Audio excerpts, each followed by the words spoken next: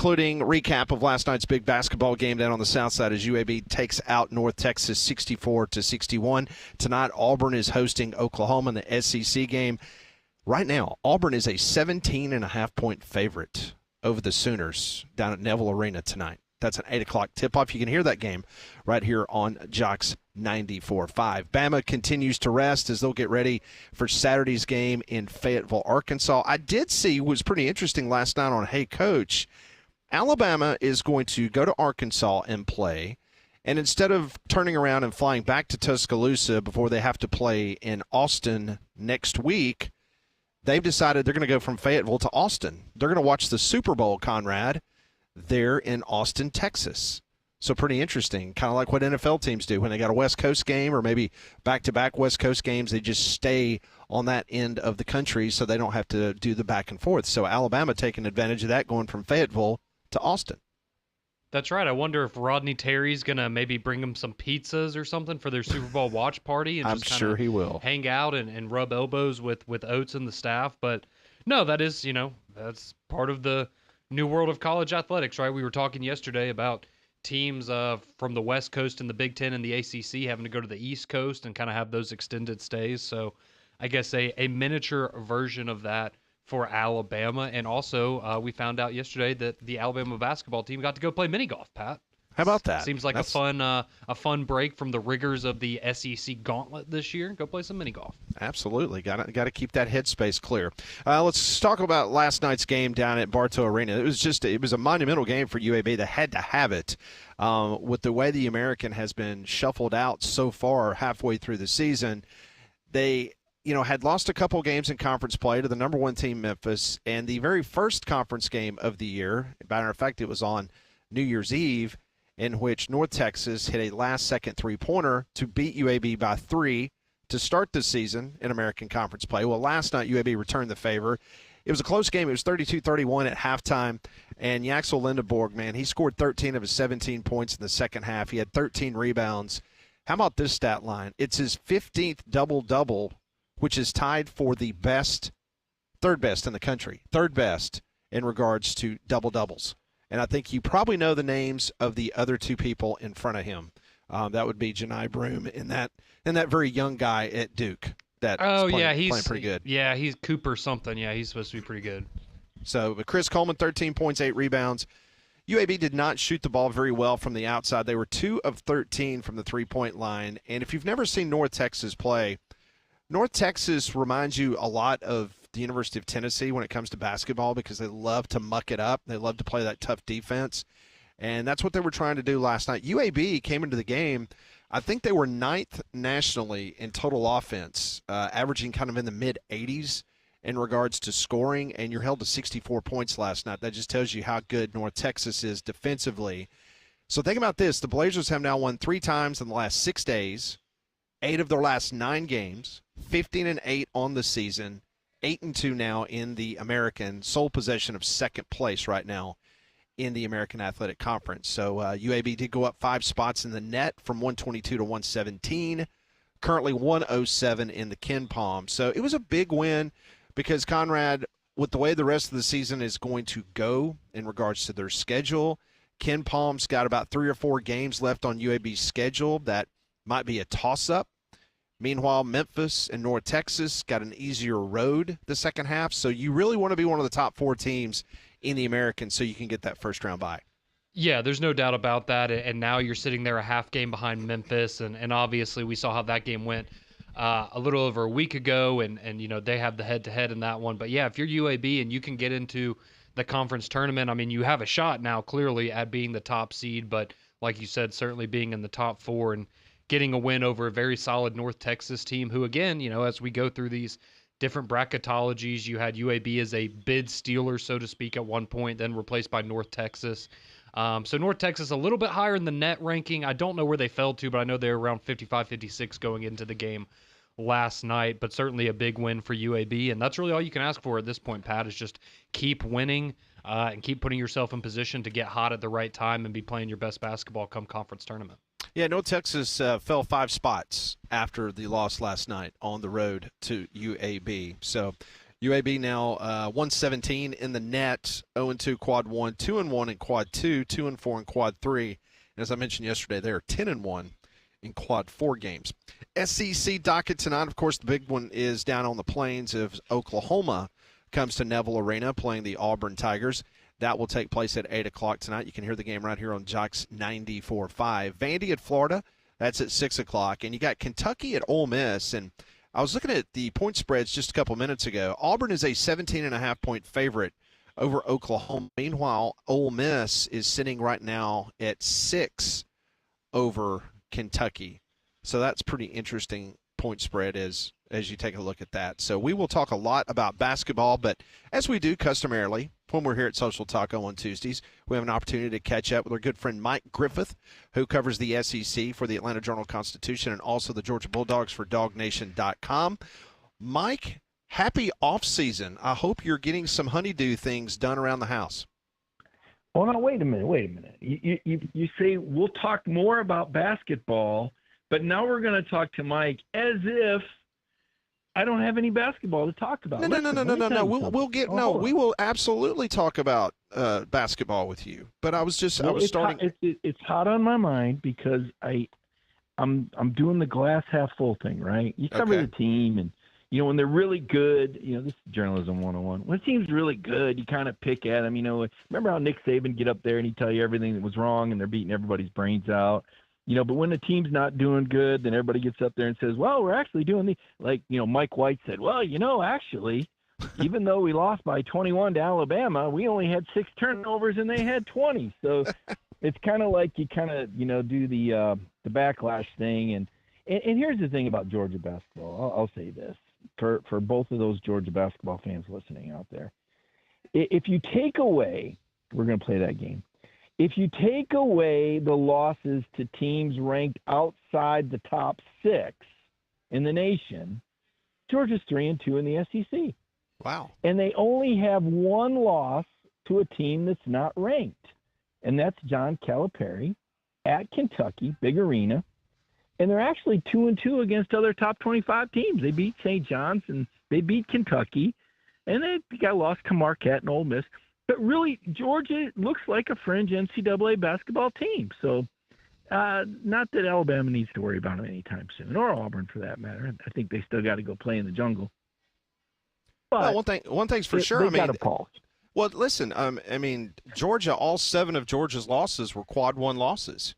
And as you just pointed out, there's no question in my mind watching the conference from a basketball standpoint that he has got the Georgia program heading in the right direction. Now, of course, with roster turnover every single year for every team in college basketball, can you sustain it? But I've been very impressed by Georgia this year. Well, they're kind of, Alabama was a fringe playoff tournament team in football, kind of like Georgia basketball. They're a fringe tournament team in basketball, right? Well, maybe that's a stretch. That's a stretch. Well, in this conference, if you win 4 or 5, all of a sudden you are in the conversation because the league's that good. I think Lenardi said it earlier this year. A 7-11 record in the SEC will get you in the NCAA tournament. If this team gets 12 teams in the tournament, pretty sure that's a record. I believe the Big East got 11 in one year, but this could be. And John Calipari said it the other night. Because I had to listen to that post-game press conference after he beat Kentucky. I knew that'd be gold. By the way, he told all the Kentucky fans that Pope was doing a great job. They just need to be patient with him. Yeah, I'm sure Cal really meant that. Sure. But he said this could be the greatest conference of all time. And if they get 12 teams in the tournament, that would certainly justify that remark. Very much so. Mike Griffith joins us on the Buyer's Right hotline here on Three Man Front. We're live at Social Taco. So staying on the basketball topic for a minute, you have covered this league. You and I both have covered it about the same amount of time. And we remember a time when this conference was in terrible disball standpoint. You look at it at what happened with Mike Slive having to bring in, I think it was Tranghese? Who did he bring in from the East Coast to try to to try to fix things from a basketball standpoint? Because typically we're looking at 3 to 4 teams making the tournament, and now, like you mentioned, Mike, we're talking about record-setting territory for this conference. It's pretty amazing. Well, and that's why, I bring up Calipari, and listen, he was a guy that we all loved to root against when he was at Memphis. He was so arrogant, and he would talk down to the SEC, and then he goes to Kentucky, and, Cal's just got that way about him, but it's so theatrical that the more you watch, the more you appreciate him, and you say, man, you had to listen to what Calipari said, and what a role that he's played. Remember all the one and dones, and that was helping to kind of keep the SEC on the map. He may not have been winning titles, but he was bringing in those unbelievable freshman classes. And you think about Billy Donovan and Florida's back-to-back national championships, and how that helped kind of give the SEC some street cred. And Bruce Pearl and what he did at Tennessee, and going bare-chested at the Lady Vols game, and going back and forth with Dickie V, and Pearl really igniting the Tennessee fan base and turning them into, just an incredible program, taking down a number one Memphis team and getting Tennessee their first ever number one ranking and Elite Eight. There were different coaches that kept this conference afloat and kept it on the map so that when they finally did get the facilities in place and they were able to start getting players, the SEC had a basis. It had an identity. Because of guys like Bruce Pearl and John Calipari. And, now you look at what Bruce is doing at Auburn, and, somebody that covered him every day for 6 years, and I mean every day, every practice, every road trip.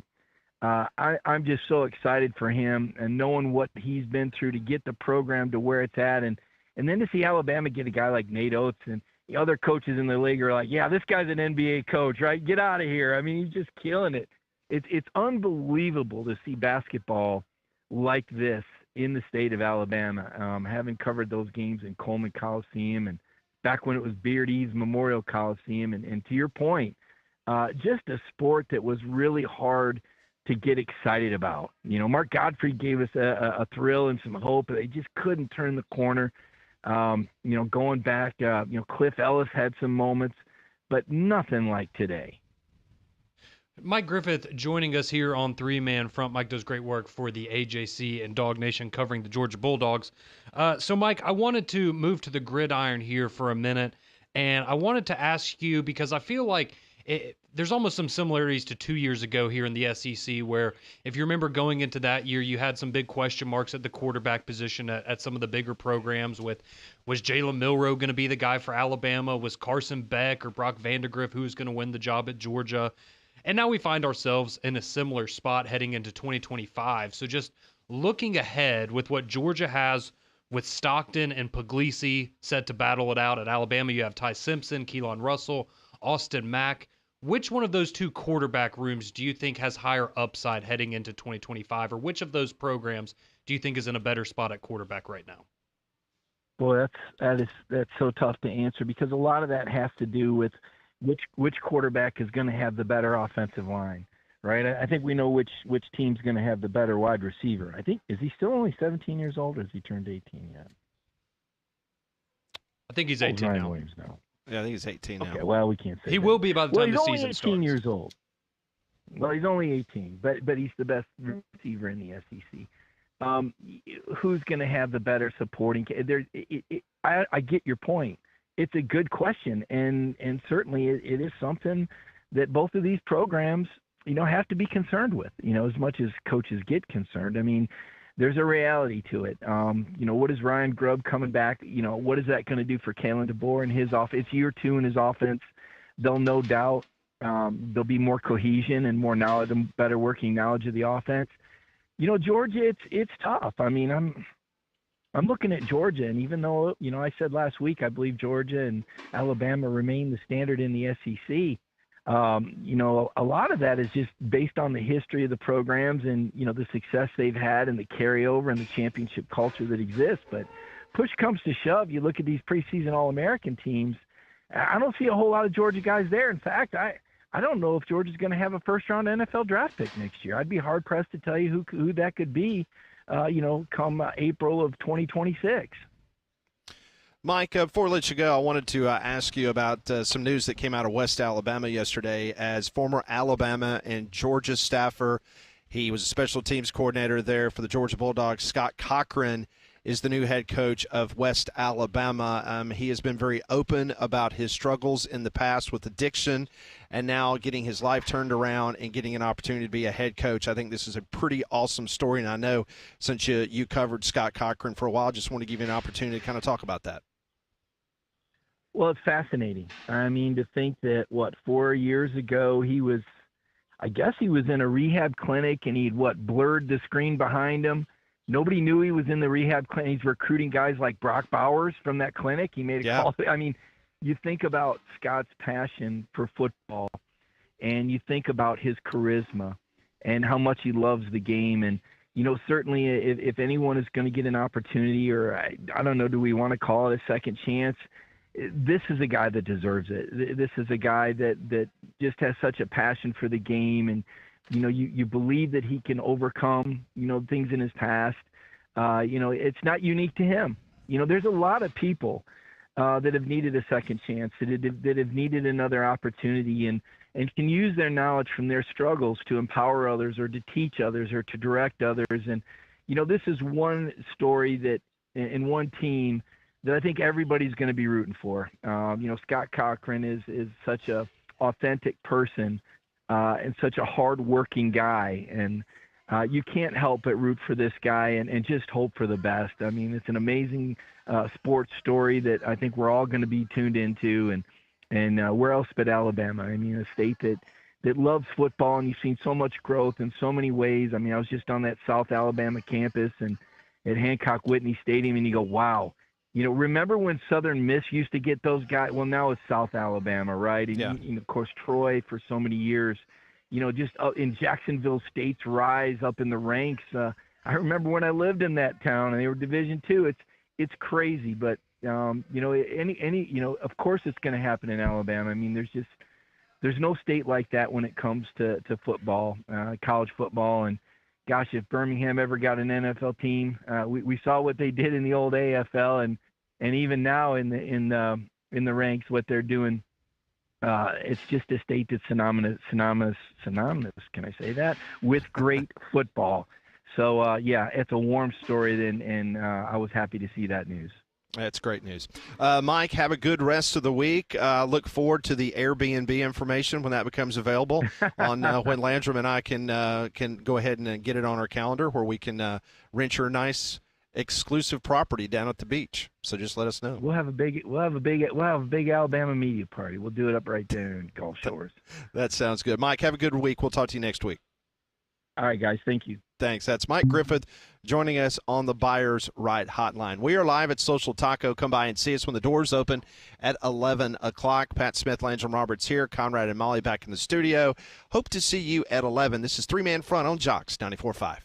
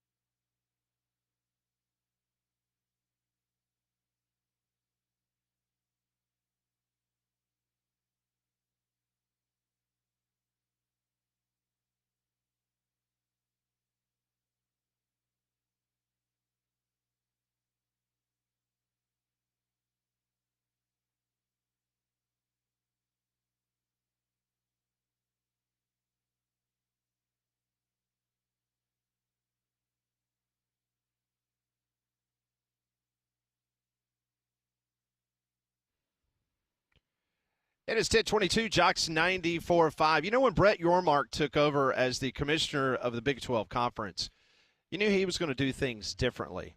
Just his demeanor, the things that he said during press conferences. So typically, you know, whether it's the SEC or the ACC, they will make a big production in regards to when they release a football schedule. Typically, it's during prime time. Well, so the Big 12 yesterday let everybody know that today at 10 a.m., on multiple platforms, and I'm talking about like FS2, on Max, on TNT, all these different places, they have FS2. Yes, FS2. I know, that is a thing, I promise. They released their entire schedule for the Big 12 college football season, and it's pretty interesting. Just a couple of tidbits, Again, it just was released a few minutes ago. It was on ESPNU, FS2, True TV. I guess it's getting everybody ready for the NCAA basketball tournament, you know, to find out where True is on your TV. Max and ESPN Plus all had this live. So Colorado's 2025 football schedule, Deion Sanders and the Buffs, they're going to host BYU on September 27th. That's a rematch of the Alamo Bowl. Then they're going to open Big 12 play in Houston on September 13th. Just kind of doing a look-see, Conrad, over the rest of the schedule.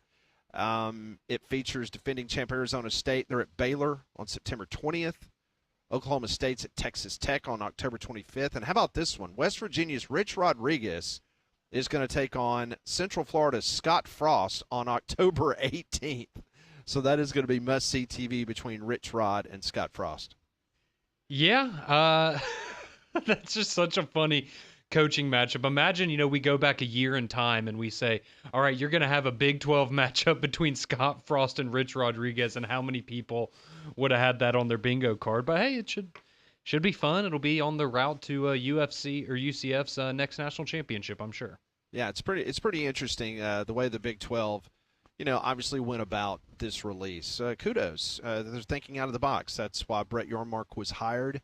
He was going to kind of break the mold in regards to how he was going to move forward with this conference. And so today at 10 a.m., I guess it gave a lot of people in Big 12 country a reason to kind of sit at your office desk and act like you're on Excel spreadsheet, and instead you're watching Max on your on your screen. Do they have a boss button for the Big 12 schedule reveal like they do for the NCAA tournament? More than likely, probably so. Probably so. So that news just came out, and we'll continue to kind of dissect it as we get an opportunity to. But that was just released just a couple of minutes ago. We were just talking about SEC basketball with Mike Griffith and talking about how the SEC is just incredible this year. Well, updated bracketology from Joe Lunardi. No big surprise. Auburn is still the overall top seed, according to Lunardi. But get this. Bama is a number one. And so is Tennessee. Now let that sink in for a minute. Tennessee. Three of the top four, according to Joe Lunardi in his updated bracketology, three SEC teams, number one seeds. Auburn and Alabama obviously don't surprise me. Tennessee does, and I'm not hating on Tennessee, but I know they got the revenge win. Well, yeah, and you've lost to Vanderbilt, you lost to Auburn, you lost to, help me out, who else did they lose to? Florida by 30 on the road. I mean, you lost what? Before the game they won this weekend, they had lost what, 3 of their last 4, something like that? Yeah. I mean, yeah, they haven't been the. No, overall their body of work's great, but now I'm sitting here and racking my brain. Who else would you put there instead of Tennessee? I mean, because then he's got Florida as a 2. Texas A&M and Kentucky is a 3. Missouri and Ole Miss as a 5. Mississippi State a 7. Texas 9. Oklahoma 9. Vandy 10. Georgia 11 seed. Okay.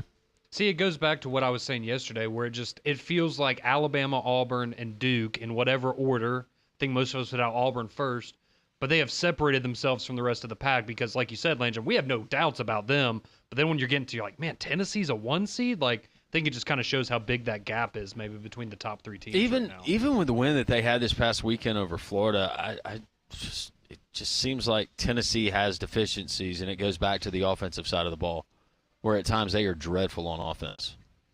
defense, they're one of the best teams in the country. But, absolutely. And they are every year. But if you, as we've seen with Rick Barton's teams, that only takes you so far.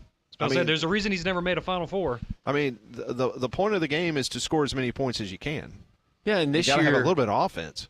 And not that they don't have weapons, but you don't have a Dalton Connect that can get on a roll and spot up from anywhere on the floor and get in that zone and give you spurts of 15-2 runs. That guy is not on that Tennessee roster. He hasn't emerged yet. So 13 teams. If this happens to go down on Selection Sunday, 13 SEC teams will get the call. And currently, he has Arkansas being part of the next 4 out.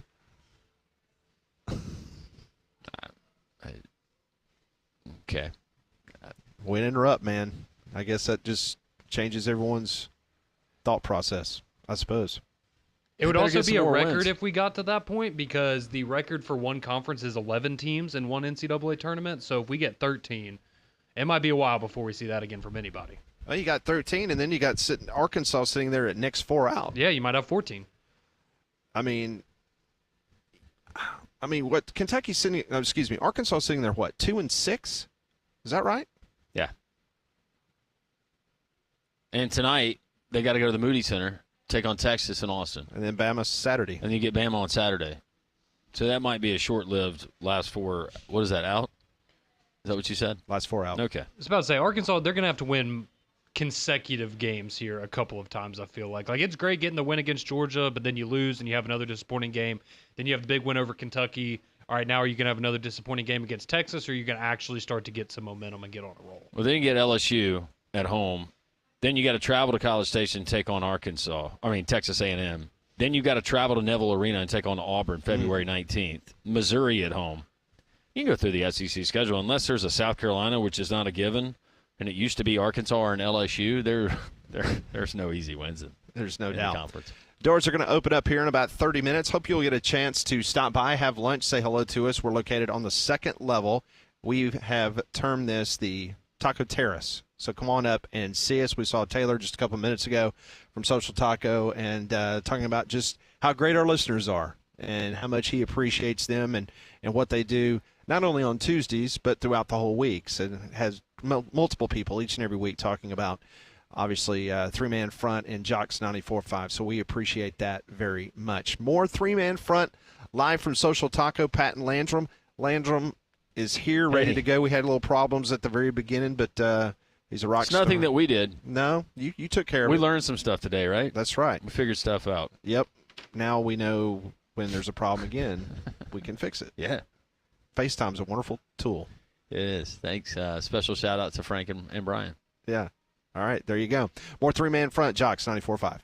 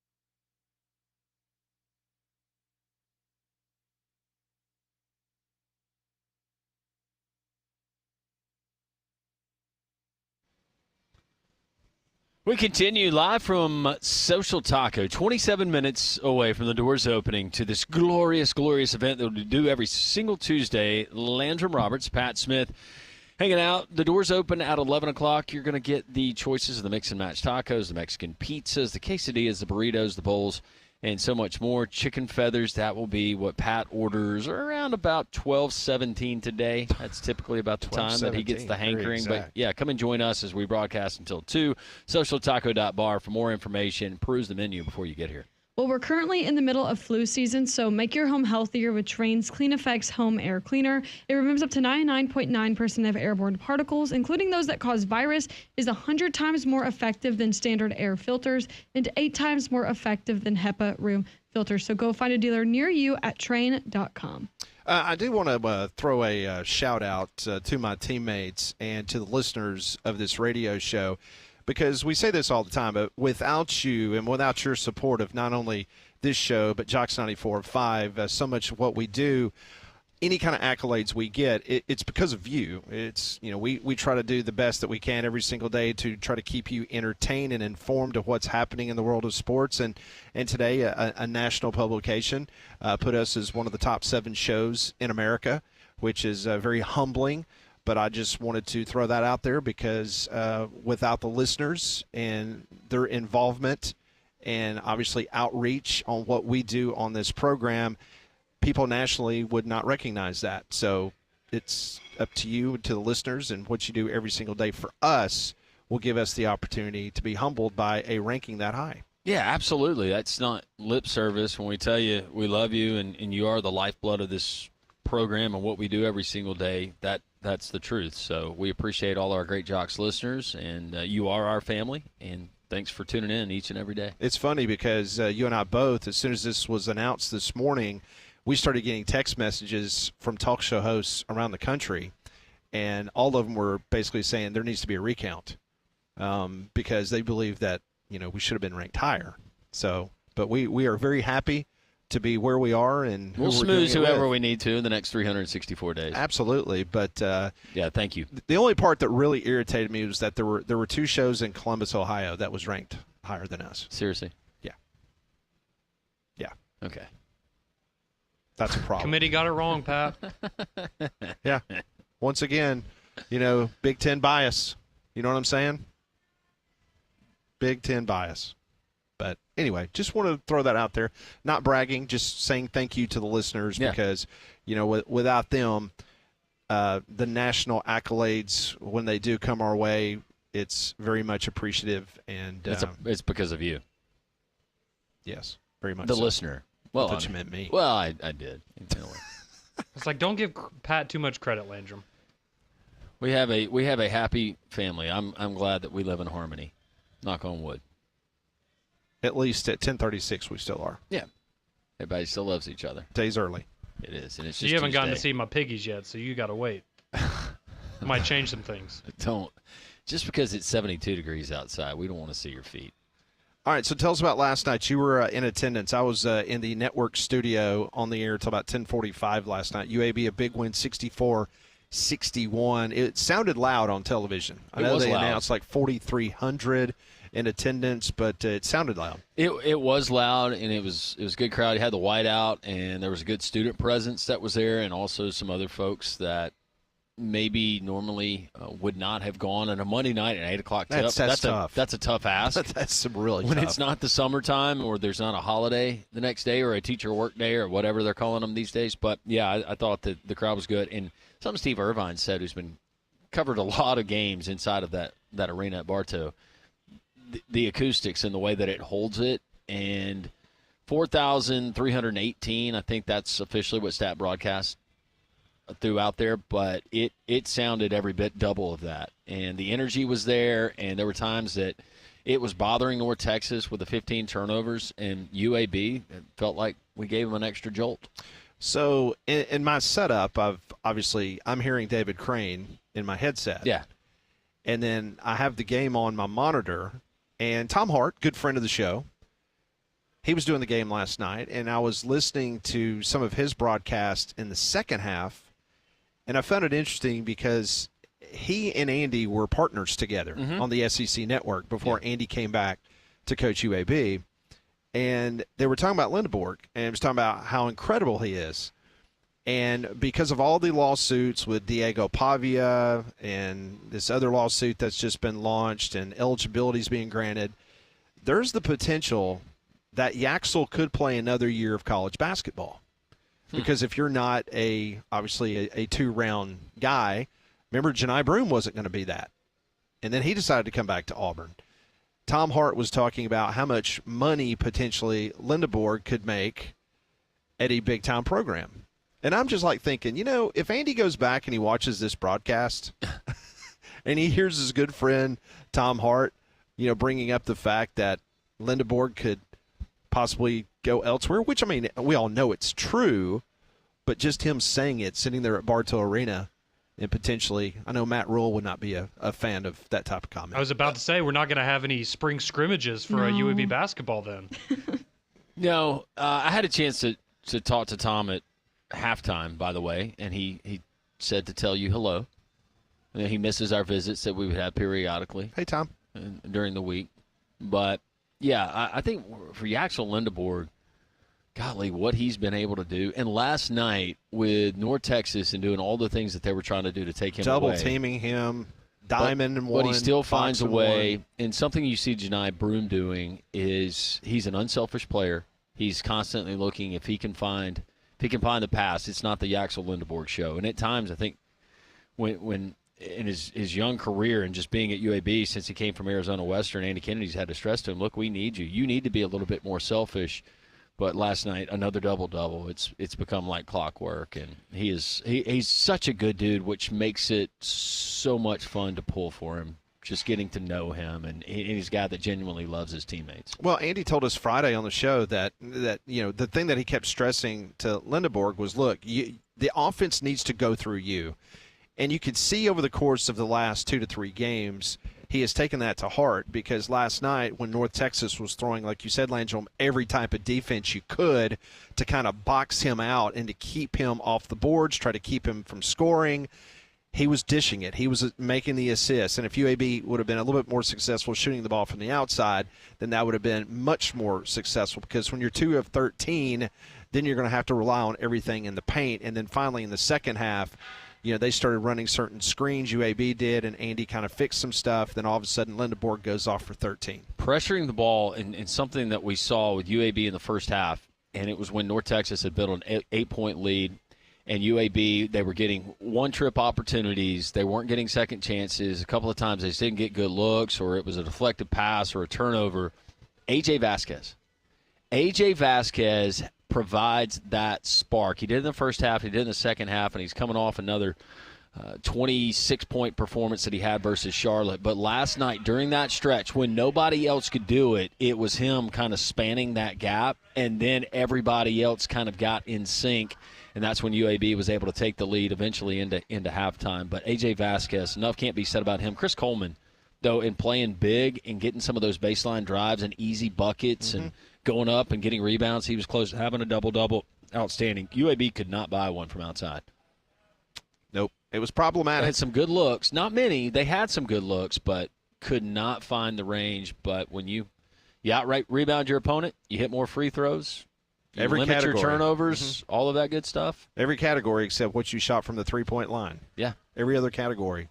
They beat North Texas. So got the big 3-point win last night, 64-61. When we come back on Three-Man Front, we'll preview tonight's Oklahoma versus Auburn game. Cool. Coming up next hour, we're going to talk to David Waters from the Gators Breakdown podcast. He had a sit-down, a one-on-one with Billy Napier. It was very fascinating. It was a long sitting interview. It wasn't one of these 60-second type deals. I mean, it was good. So we'll talk to David Waters about the pressure on Billy Napier, maybe talk a little basketball with him. And then coming up at 12 noon, we've got Tyler McComas. He is joining us from the Ref, that's radio station in Oklahoma City, as we will have him on talking about tonight's Oklahoma-Auburn game and probably get into some Brent Venables talk as well. We're live at Social Taco. Come on by and see us. Doors open up at 11. This is Three-Man Front on Jocks 94.5.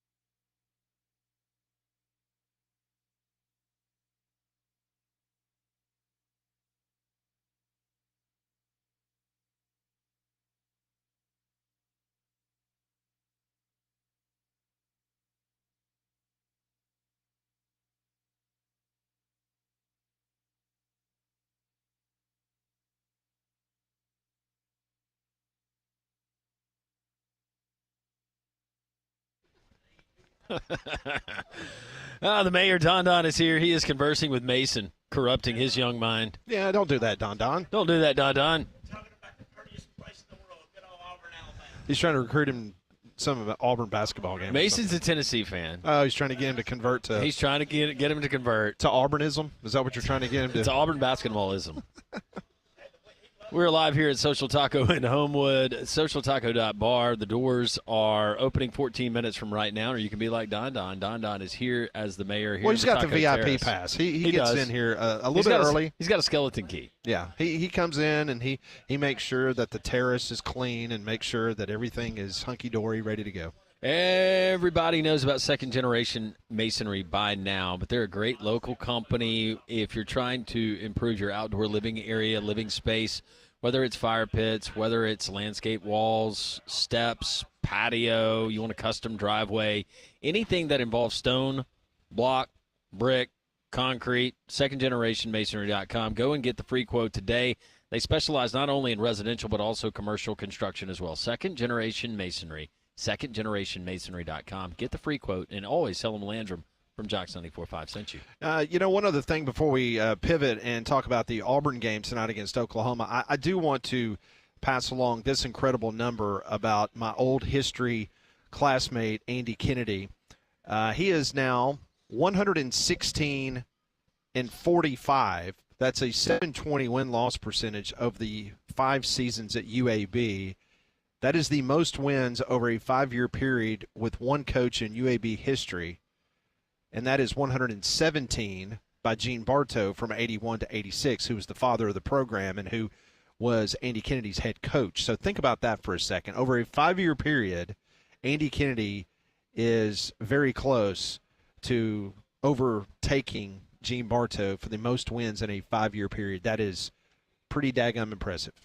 It is impressive. Especially in this day and age. For AK, I tried to keep my composure there last night, but I know that you were watching the game as you were listening to the game and monitoring Pat from the network studio. They let them play on both sides. I did feel like, though, that was an SEC crew, by the way. I know. That was an SEC crew. I did feel like they gave the benefit of the doubt more often than not to North Texas. There should have been a flagrant one. And they reviewed it, and for some reason the call stuck with UAB. But they overcame. They did. Very much so. All right, so tonight, Oklahoma, they are a 17.5-point underdog to Auburn. 17.5. 17. What was my guess? 7 or under yesterday? Yeah. You missed it just a little bit. Auburn is seeking its 14th consecutive win. They're undefeated in the SEC, 8-0, now 20-1 overall. They're 12-1 in quad one games. Since Janai Brew came back from his ankle injury, he's averaging almost 21 points a game, 14 rebounds, 8 offensive rebounds, and 3 block shots. And he's about 70% based on people that we talked to. That's what Jason Caldwell told us that yesterday from Auburn Undercover. So that's pretty crazy. Auburn, 13 straight wins already. This is their 4th straight 20-win campaign. Auburn currently ranks 50th in scoring defense, top 50 scoring defense. That's good. Oklahoma is number 38 in the net rankings, number 18 in the country in field goal percentage. Auburn, meanwhile, is 25th in field goal percentage. So Oklahoma, if you haven't paid much attention, because I know they played that first game in Coleman Coliseum and Alabama took care of business. No, they can rip it. They went on like a little problem there, but from a statistical and an analytical point of view, Oklahoma is not a bad basketball team. That's why they're one of the teams that Joe Lunardi has firmly in the NCAA basketball tournament. The Sooners started 0-4 with 4 straight defeats in the SEC. They've now won 3 of their past 4 conference games, including that 30-point thrashing of Vanderbilt over the weekend. So I think this is going to be potentially an interesting game in the first half.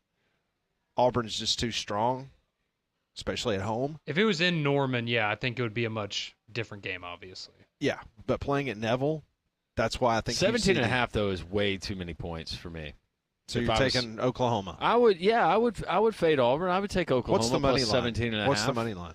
Auburn minus 2,100. What is it for? I think it's like plus 800 something for Oklahoma. Let me look. Plus 850.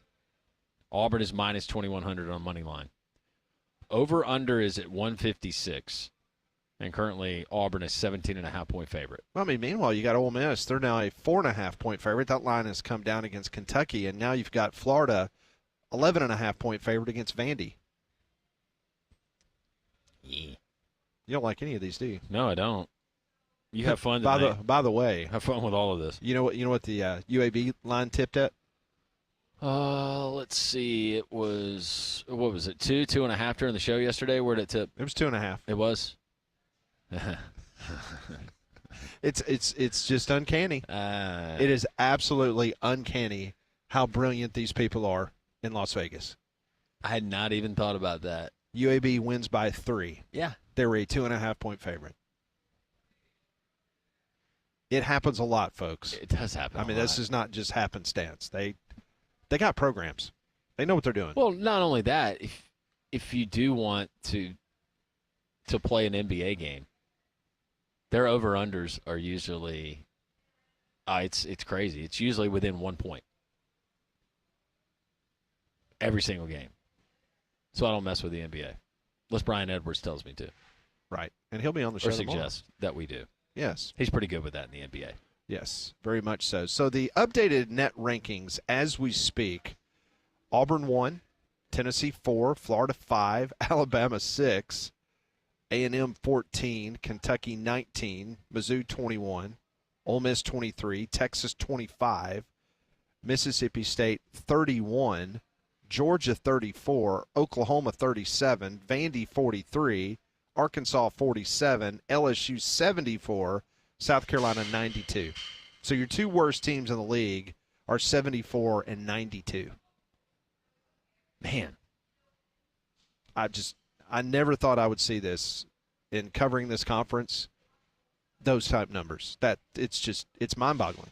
And to think that Joe Lunardi is right now saying that there's 13 teams with the potential of one of the first 4 teams out is an SEC team. Well, and with the strength of schedule, those teams that are solidly, I'm not talking about the teams that are kind of hinging on that line, but strength of schedule is going to help you out whether you win or lose throughout, so the net ranking should stay pretty much intact. A lot of that was done non-conference and early part of the conference schedule. So, yeah, that's awesome. 800-239-WJOX, 205-834-9450 is the text line. Let's go to the phone lines, and Michael wants to chime in on last night's game. Michael, welcome in the three-man front. How are you? I'm doing good, Wayne. I got 2 questions. First, y'all were talking about Trent Dilfer yesterday. Do you see the Texas quarterback coach, A.J. Milwee from Boaz? Do you see him as a dark horse candidate for Mark Ingram if Trent Dilfer doesn't get to 6 wins? All due respect, Michael, I'm not going to speculate. I hope that Coach Dilfer, especially solidifying some things on the defensive side of the ball with his staff, and hopefully it's not to that point. But I have no idea. I would have no idea. If Pat wants to offer his opinion on that, he's certainly welcome to, and he knows that. But I have no idea about potential names and not even close to thinking down that far down the road. What was Pat, did you want to add anything there? Okay. What was your other question, Michael? Oh, last night, Andy Kennedy, they did a great job last night. They did a real good job. And a lot of people that don't get to watch UAB got a chance to last night, so I'm glad I was one of those that got to watch them. No doubt. Go Blazers. Thank you, Michael, for the phone call. Go Blazers. Go. Having that game on ESPN2, and they're going to be back on ESPNU. Of course, we invite you to listen to the game on Jocks 2 100.5, but at East Carolina with a 6 o'clock tip next Tuesday, so you get an extended break. I like the 6 o'clock tips. I do like the 6 o'clock tips. I know you do. Yeah, it was a late night for me. me and Mama last night. I had to take a nap earlier in the day. I took the Steve Irvine Poor route. Landrum had to take a nap. Oh, it was great. And meanwhile, Conrad gets up there at 4:45 every morning preparing for morning jogs. It's not 4:45, but you know what? I did that for 2 years. So You got up at 4:45? Yeah, cry me a river. Huh? I did. Actually, I got up before 4:45. I got there way too early. So when my morning jogs Compared to other tenure people. has been longer than yours, Landrum, am I allowed to start complaining officially? Is that the cutoff? We'll allow it. Okay. Yes. Okay. Once that happens. Just making sure. All right. You wake a lot of people up, Conrad, with your spirit, your bright, bubbly personality. Thank you, Landrum. That felt very forced. He's just reading the memo that he got from Ryan Haney. I'm reminding myself to tune in every morning. I'm just kidding. It's a great show. I enjoy it. I know Pat's always there. I'm there every morning. Pat's our special guest host sometimes. Yeah, you never know. I'm always in the bullpen, ready to go. You're listening to that, what's her name that leads into them from CBS Sports Radio? I can't remember her name. That's on me. Oh, man. We continue.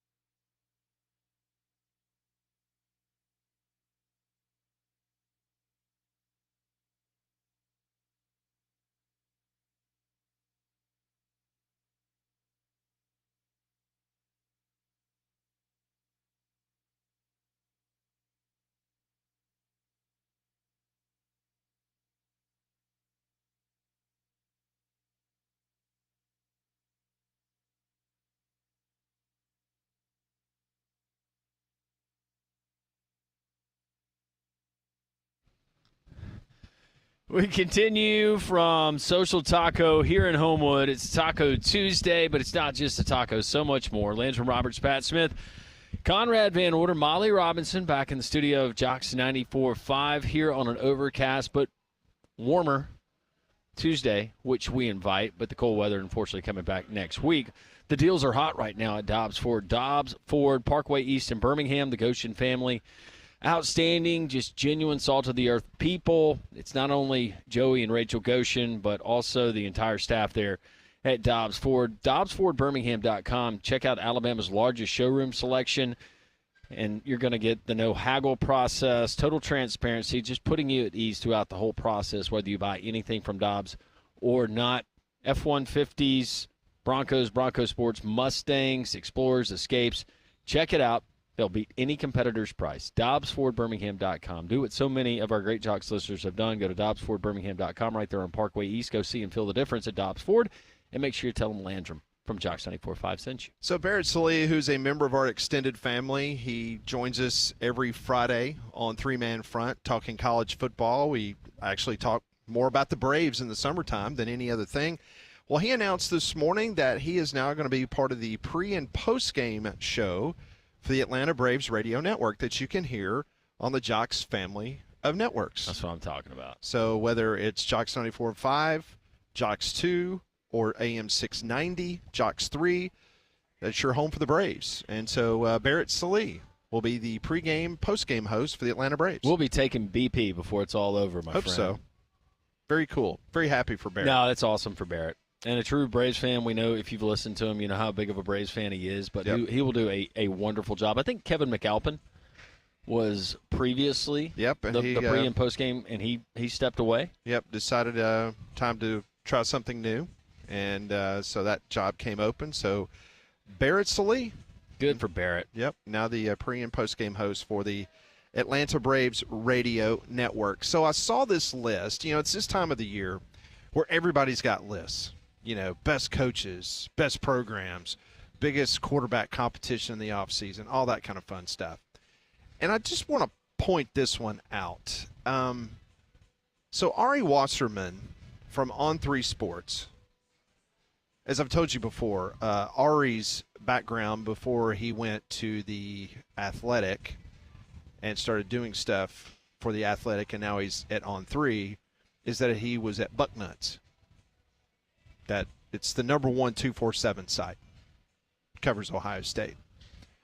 So he just put out today his top 25 list of the college football coaches right now. You have not seen this, so when I say this, I want your immediate reaction, okay? Okay. Kirby Smart 1. Yeah. Ryan Day, number 2. Sure. Dan Lanning, number 3. Yeah, I guess. Ahead of Steve Sarkisian. Yes. Marcus Freeman at 5. Okay. Dabo Sweeney, 6. I would have Dabo in the top 5. But Okay, now here's where it starts getting interesting to me. Deion Sanders at 7. interesting. Kyle Whittingham at 8. Okay. Kalen DeBoer, 9. Mm-hmm. Josh Heupel, 10. You've got Cristobal, Signetti, and Dillingham. That rounds out your 13. You got Lance Leipold at 14. James Franklin at 15. Brian Kelly, 16. Lane Kiffin, 17. Do you think Lane Kiffin's going to have some fun with this one? Brett Bielema, 18. Sharon Moore, 19. Kirk Ferenz, Bill Belichick at 21. Lincoln Riley, Brent Venables, Kalani Sitake at 24, and Matt Campbell, 25. So what jumps out at you as the what the heck are you thinking, Ari? A lot of them. Too many to name. But Kalani Sitake coming in at 24, I disagree with that. I don't know. And there's only so many coaches to go around. You have to fill out the list of 25 if you're putting together this list. I would recommend next time maybe just going 10 coaches. Now, again, this is a graphic, and I'll be honest with you. Typically when these things come out, these people will give you a criteria like, okay, these are based on the resume. This is based on, people you talk to in the industry. Like what's the criteria? Like, why do you think that Deion Sanders is a better coach than Kyle Whittingham? That's criminal. You cannot say that. Kyle Whittingham runs circles around Deion Sanders as a football coach in college. I'm sorry. You can say whatever you want to, give Deion Sanders 20 years in the business, and you can put him ahead of Kyle Whittingham. But to put Deion Sanders ahead of him right now, that's not real. Oh, I know he's fallen short in their eyes, but having Brian Kelly at 16, that's a joke. Brian Kelly is he is still a top 10 coach. He might be closer to 10 than he was prior to the start of last season, but I do think he's a top 10 coach. Kirk Ferenz is a better coach than Deion Sanders. I'm not picking on Deion. I'm just saying you've got him up so high.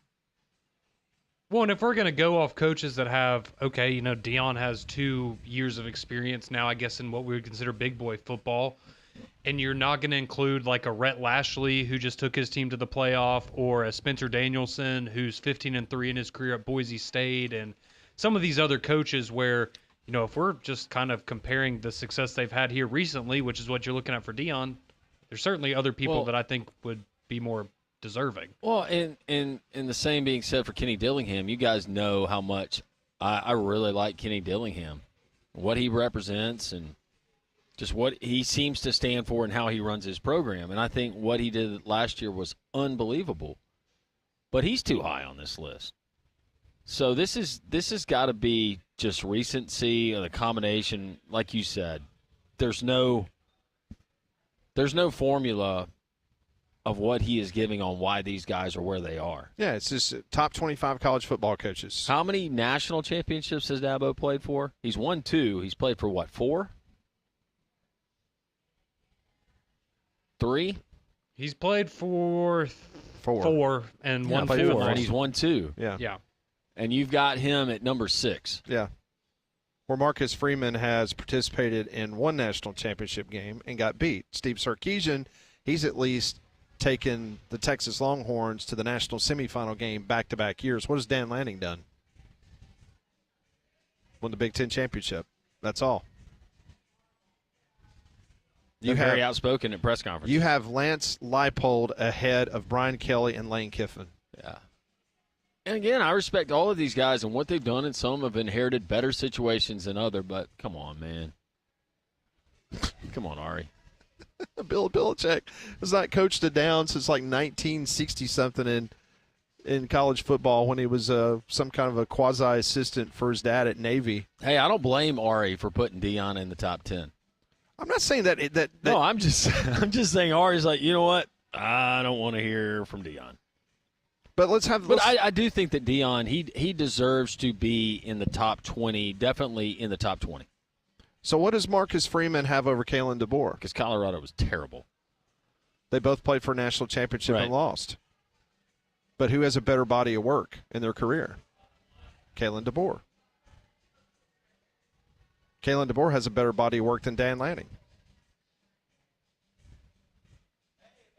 I think it's interesting to see that Lincoln Riley is in at 22 now. And he's barely ahead of Brent Venables, the guy that replaced him. Oh, well, I mean, let's look at, think about Steve Sarkisian for a second, too. And I think we all agree that Stark's a great coach, right? He hasn't made it to a national championship. No. 2 semifinal losses. I mean, Kyle Whittingham is easily, in my opinion, one of the top 5 coaches in all of college football right now. He's up there, and he belongs in the top 10. I mean, he's easily the most underrated coach. Some of these were splitting hairs. But I do think that if you have won a national championship and you're an active coach, that should trump a lot of this. It should. There's not a lot of them. If Coach O was still coaching, you would still probably have to put him in the top 25 because he won a national championship in 2019. I mean, so Jimbo would be in the top 25 for you? Yeah. Okay. Probably closer to 25 than he would be to 10. Yeah. But he's won a national championship. I mean, let's just be honest. I mean, Sataki is a better coach than Sharon Moore. Yeah, I'd agree with that. I also think it's kind of ridiculous that Belichick's even on the list at all. Nothing against – he's obviously arguably the greatest NFL head coach of all time, but can we see him in college for 1 year before we anoint him as one of the 21 best coaches in college football? Now, Kurt Cignetti at 12, I have no problem with him being part of the dozen, so to speak. But you cannot put Kenny Dillingham at 13 based on one season at Arizona State. No. Based on what Lincoln Riley has done throughout his career, what Matt Campbell has done in Ames, James Franklin. So you mean to tell me that Kenny Dillingham is better than James Franklin?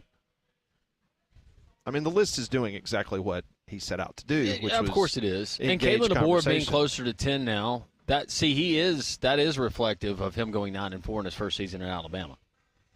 So he got dinged for that. And obviously, Kenny Dillingham, whose team was projected to finish last in the Big 12 prior to the start of the season, with Deion's Colorado team picked to finish next to last, He's at 13. My question would be, why do you think that Deion is a better coach than Kenny Dillingham based on that? Right. And it's not just Deion. Like I told you, I would have Deion in my top 20. I think we're just splitting hairs with some of these guys. And why do you have him there? Josh Heupel at 10? Okay. And I'll just say this, because I have not seen, and correct me, Conrad, if you have, but I mean, I have not seen his breakdown of his logic. Is this like, not saying that this is what you've done throughout your whole career? Are you talking about the hottest coaches right now? Is this a list of 25 coaches ranked in order of who you would most if your job like to share a baked potato with? Okay, Correct. this is what Ari Wasserman wrote at the beginning of his article before the rankings. He says, quote, trying to rank top 25 coaches in college football is a crazy undertaking that has plenty of subjectivity. There's no way to get everyone to agree because we all value different things as it pertains to what makes a coach great. Is it recruiting, national titles? Is it doing less with more? Is it about recent success or the total body of work? Or is it something else altogether? Here is my best shot at the rankings. So that is the disclaimer, I guess, if you want to call it that. Yeah, I mean, and listen, it's his opinion. But based on that, I mean, it seems like he is trying to bring a lot of different what Ari is facets telling into us is losing to your rival 4 straight years, that's not a big deal. It's not important. As long as you win a natty. Correct. Okay, do you want to know why he has Deion Sanders as the 7th best coach in college football? Sure, I'd love to be entertained. Okay, this is Ari Wasserman on why he has Deion at number 7. Quote, serious question, how many coaches on this list would have enjoyed this much progress at Colorado in such a short amount of time? The answer is very few. Though it's uncertain how Sanders would fit in an already established program who have built-in expectations for competing for titles, he unquestionably is one of the only few human beings on planet Earth that could have had Colorado on the verge of the CFP in year 2. Though it's fair to question his reliance on the portal and reluctance to build through high school ranks, Sanders' results speak for themselves. He's done an incredible job in Boulder. Okay, based on that reasoning right there, why do you not have Kurt Cignetti higher? Why don't you? Do you not think if you put Lane Kiffin Look in what Boulder, he did Colorado? at Indiana in year 1. Indiana historically is one of the worst football programs ever. Go and look at all-time wins, how long they've been a program. But do you guys not agree that if you drop Lane Kiffin in Boulder, Colorado, that he would have had Colorado on that same trajectory that Deion Sanders has, Colorado? It would be close. I think obviously the caveat with Deion, though, is he got Shadur and Travis Hunter to come with him, right? Yeah, and that boosts so him. let's see how Colorado is this year. Exactly. I agree. And I'm not – listen, I think Deion has done a phenomenal job there. That goes without saying. But if you're putting a list together and you're telling me that you're going to put him over Kyle Winningham, Kalen DeBoer, Josh Heupel, now obviously Mario Cristobal, I have no problem with that. Cignetti, different story. Dillingham, sure. Leipold, good discussion.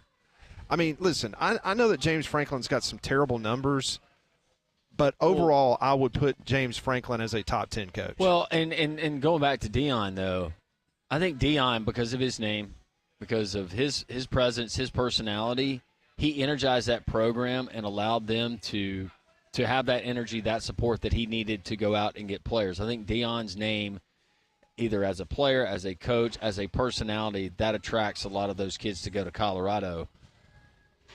So maybe it is unique that Deion is probably one of the few guys that could have done it at Colorado in the amount of time that he did it. What do you think about the list? We'd love to hear from you on the Courtesy GMC text line, 205-834-9450. You know, I've been telling you about APS for some time now, and it's very important if you're a homeowner to make sure that your crawl space and the encapsulation system has been done properly. And if you have not had that done, well, APS can help you today. Call them at 205-951-9717. You can start protecting your home today with a free evaluation and a free estimate of what's going on at your house, because when that water does seep into your lowering your energy costs is big if you make sure that it's been properly encapsulated. So call APS today. Crawl space problems don't get better over time. They get better when you call APS at 205-951-9717 or just go to their website for more information, alabamaprofessional.com. Your reaction to that bogus list, the list that Ari Wasserman put out, top 25 college football coaches. His rankings, we'll get your rankings, your thoughts on that. Three-man front continuing live from Social Taco. Come and see us as we broadcast until 2 on Jocks 94.5.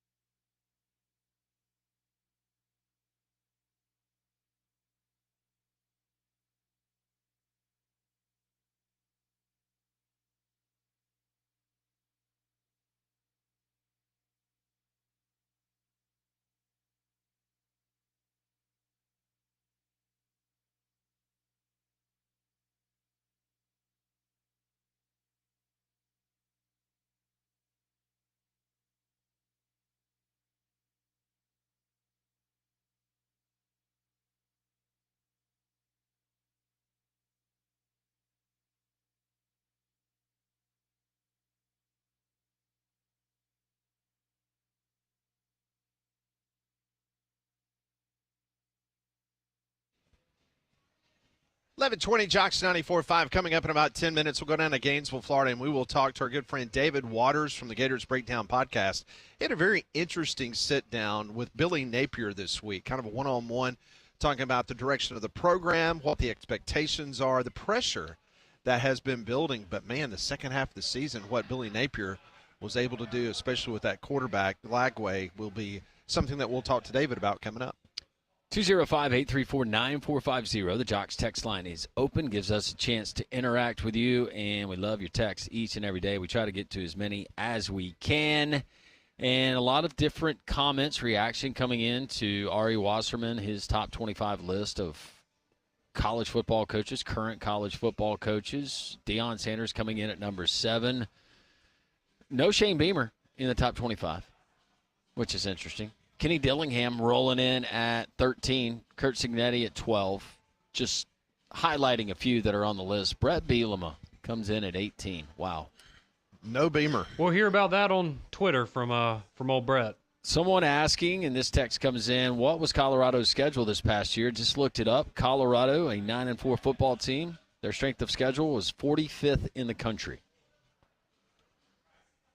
Another one rolling in. Wasserman is a, what is call it, a hygiene product.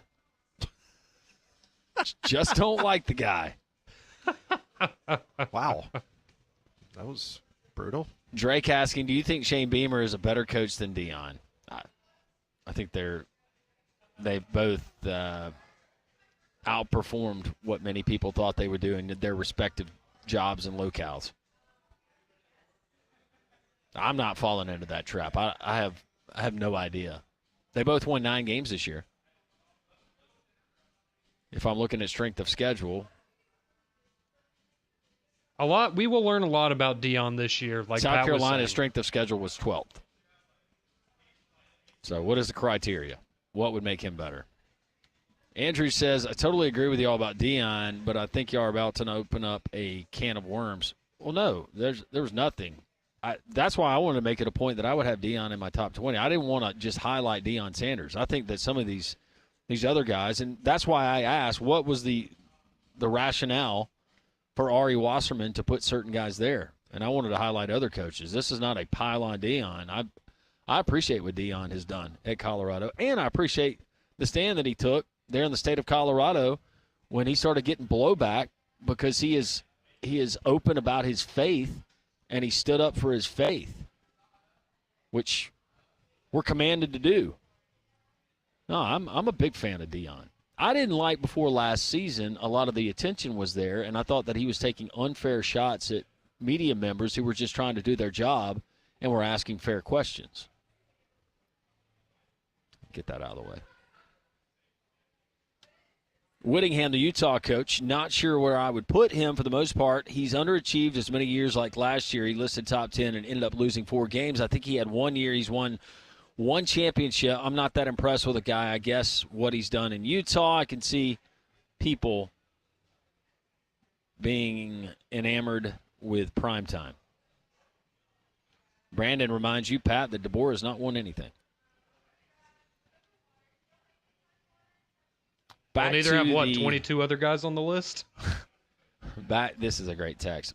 Back to the national rankings that Barrett Sports Media put out, and the 2 Columbus, Ohio radio stations finishing higher than we did. We're reminded that those 2 Ohio radio stations don't play nobody. That's great. That's awesome. Big John says, well-deserved guys and gal. Enjoy the show. Thank you, Big John. We appreciate it. This one, love the show and everything y'all do. Thank you so much. JD in Birmingham, back to Mike Griffith, I guess. He said it's funny how Mike skirted the honeydew list, what his wife's got him doing. Yeah, you were busy working on equipment. Trying to get us. Yeah, but I was. I asked him if he was what he was up to with his honeydew list. Now it's the football off season. Then he immediately started telling me about Georgia basketball. So. And Thomas says, what a fantastic UAB game last night. So proud of my Blazers and Bartow. Go Blazers. That was a great win. And the good news for UAB now is they got a little time to kind of take a deep breath, get some of these bruises, because Yaxel is not 100%, so this will give him an opportunity to try to get better over the course of the next week before they got to go on the road to Greenville and play East Carolina. And Corey says Deion Sanders is a good coach. He does not have the same credentials as Kyle Whittingham or Kalen DeBoer or any other coaches.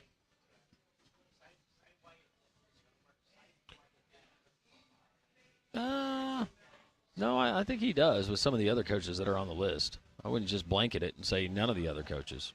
Again, I think Deion deserves to be in the top 20. All right, so if Steve Sarkisian, after next year when they win the national championship under Arch Manning, he decides to go to the NFL, and he's going to take Arch with him, and Arch is going to be his quarterback that they're going to draft, okay? And the University of Texas is looking for a head coach. Of those names on that list, who are they calling first? I would think that Texas is calling Legitimate calls. Well, I think I'm not saying you're not calling Kirby Smart. Yeah, I think Dan Lanning. They're probably calling Dan Lanning. Think you're calling Marcus Freeman? Marcus Freeman. I think they probably kick the tires on a Dabo. Would you call somebody like a James Franklin? Maybe that depends on how Penn State does next year. And the point of this exercise is already you've given me 4 coaches, and neither one of you have mentioned Deion Sanders. I mean, I certainly think he would be in consideration, but no, I mean, I don't think that he's going to be at the top of anyone's list. But I mean, I guess we also thought the whole Cowboys thing was smoke and mirrors, and maybe it wasn't. So, well, I think that with Deion, it's you have to be willing to hand over a lot of power and the personality and some that comes with it. And I think that would deter maybe some athletic departments or boosters that are writing those checks from wanting to do that, be willing to do that. That's why it was a perfect fit at Colorado, where they were on life support anyways. So Deion was their miracle. And coming in, he's done a masterful job. I was about to say, if you're Del Conte, you're going to look at it as Texas, man. We have so much money. We're officially back. If they make the playoff next year, we know 3 straight years in the CFP. They're going to look at it like we're going to make anybody say no or everybody say no, right? They're going to look at anybody as a potential candidate, I think. And even though, yeah, Kirby's not going to go there, but yeah, why wouldn't you call it the Dan Lannings of the world, the Marcus Freemans of the world? I'm very curious, though, why no Shane Beamer is on this list instead of some of those guys. Why doesn't he come in at 23? Well, he's done at South Carolina. You can make the argument for Eli Drinkwitz. Why is he not coming in at number 24, number 22? I mean, as opposed to some of these other 10-win guys? seasons in Columbia. Missouri, that is. Yeah. It's subjective. There's no way to do it. If we're looking at total body of work, your coaches that have more longevity, like your Brian Kellys, like some of those other guys, Kyle Whittingham, that's going to be weighted towards them. If it's recency and based on what you had, what you inherited, then yes, Kurt Cignetti, Kenny Dillingham, Deion Sanders, those guys, that's going to weight more in their favor. National championships, there's only a few coaches we can talk about there. So what are you basing this on? Thank you, Ari. Just ruined my Tuesday. We are live at Social Taco. We're going to go to Gainesville, Florida next. We'll talk to David Waters from the Gators Breakdown podcast, and we'll get his thoughts on Billy Napier as he had a one-on-one discussion with him on his podcast this week. We'll see what he has to think and say about the SEC. And Billy Napier, is he still on the hot seat? That's next on Three Man Front.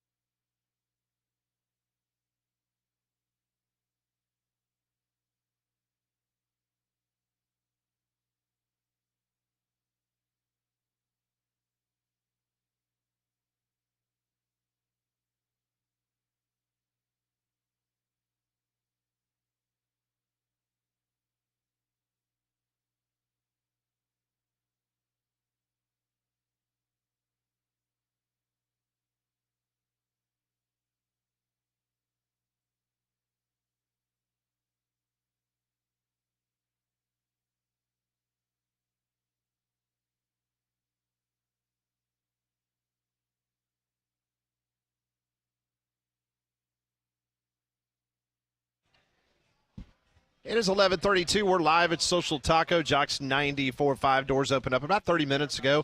Already got a nice crowd assembling up top here in the Taco Terrace. Come by and see us. We'll be here until 2 o'clock. Joining us now on the Buyers Right Hotline from the Gators Breakdown Podcast, David Waters joins us. And David, it was just a fascinating and a great watch and listen this week. You had an opportunity to sit down with Billy Napier. What was some of the big takeaways for you during this interview? Yeah, I'd say probably the biggest takeaway is we know that winning streak Florida went on at the end of the season. That 4-game winning streak and the big wins versus LSU and Ole Miss and those back-to-back home games for Florida.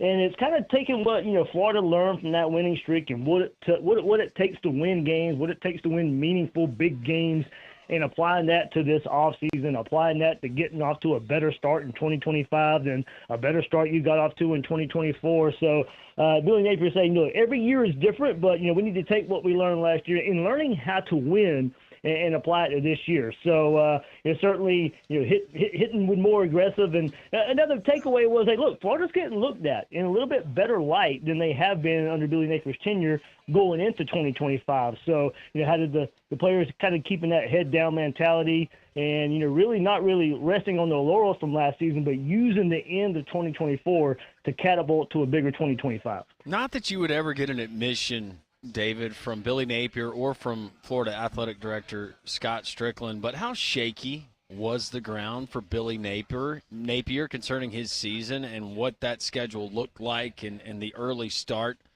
How shaky was it as far as him being in danger of losing his job? Yeah, you go back and look at it, is maybe it's not as shaky as we thought. I mean, because, he got that vote of confidence after losing to Georgia again and going into that Texas game, and Florida got routed in that Texas game, and somehow, some way, found their way after that debacle in Austin and went together and put that 4-game winning streak. So I think you go back to that first bye week and last year, and that was the week before Florida played Central Florida. And, there's still a lot of questions about where the team was heading after the losses to Miami and Texas A&M.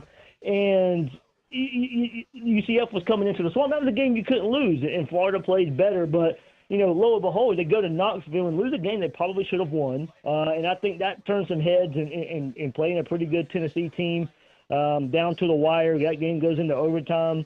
And then the talk of, hey, maybe Florida beats Georgia, DJ Lagway doesn't go down. So I think internally they saw some things where Florida was turning the corner. And I would just say it kind of got fortunate that 4-game winning streak happened at the end of the season. But I think going back and looking at it and then kind of seeing, you could see Florida was improving but not winning ball games. I think that was enough for Scott Strickland to say, all right, let's do this one more time. And that was way before the four-game winning streak even happened. All right, so let's kind of examine the first couple seasons in Gainesville. Just in your opinion, was there missteps in regards to the evaluation of talent that they were trying to bring in? Was it the whole quarterback debacle that took place with the NIL? Just in your opinion, what really happened to make that slow start for Billy Napier in Gainesville? It's funny. He brought that up on the podcast too, and we were discussing the transfer portal at the time, and he kind of zoomed out a little bit and was like, "Hey, you can either do this the fast, instant impact, microwave type, where you just go hit the transfer portal really, really heavy, and that's your roster right away, or as we try to do it here at Florida, was to build through recruiting, build through high school recruiting, and look, that is probably going to take some more time than going and hit the transfer portal heavier at the beginning. But I still think there were some missteps, along the way. I think there's a delicate balance between high school recruiting and transfer portal recruiting right now, especially when you're in transition with a program. And I think that hurt Florida because, the wins weren't there. So I think that's why you saw players like Princely Umanmielen and Trevor Etienne transfer out and go to guys you were playing last year. So I do think the wins didn't come along, and that hurt Florida in, kind of retaining some of the guys. But I think that did pay off this year where they were able to retain that roster and that culture they were building through high school recruiting. So Billy Napier, he didn't go with the microwave effect. He's trying to go through and build through high school recruiting and hope that pays off. So I do think taking that path, it was going to be a little slower. But I think the biggest thing was not really being able to turn around that defense right away. And, the offense had been okay. It's been okay in Billy Napier's 3 years. But in those first 2 years, the defense never really took that next step under Patrick Toney, under Austin Armstrong. And it took a little while in year 3 as well. And I think when you saw, DJ Lagway should get a lot of recognition, but Florida's 4-game winning streak at the end of the season had more to do with the defense than it did the offense. So I think that's what I go back and look at. Once they figured out defense a bit, then Florida was starting to be able to play with some of the nation's best teams. David, what did you learn about Billy Napier, the man, that maybe you did not know in that sit down and getting to know him a little bit better?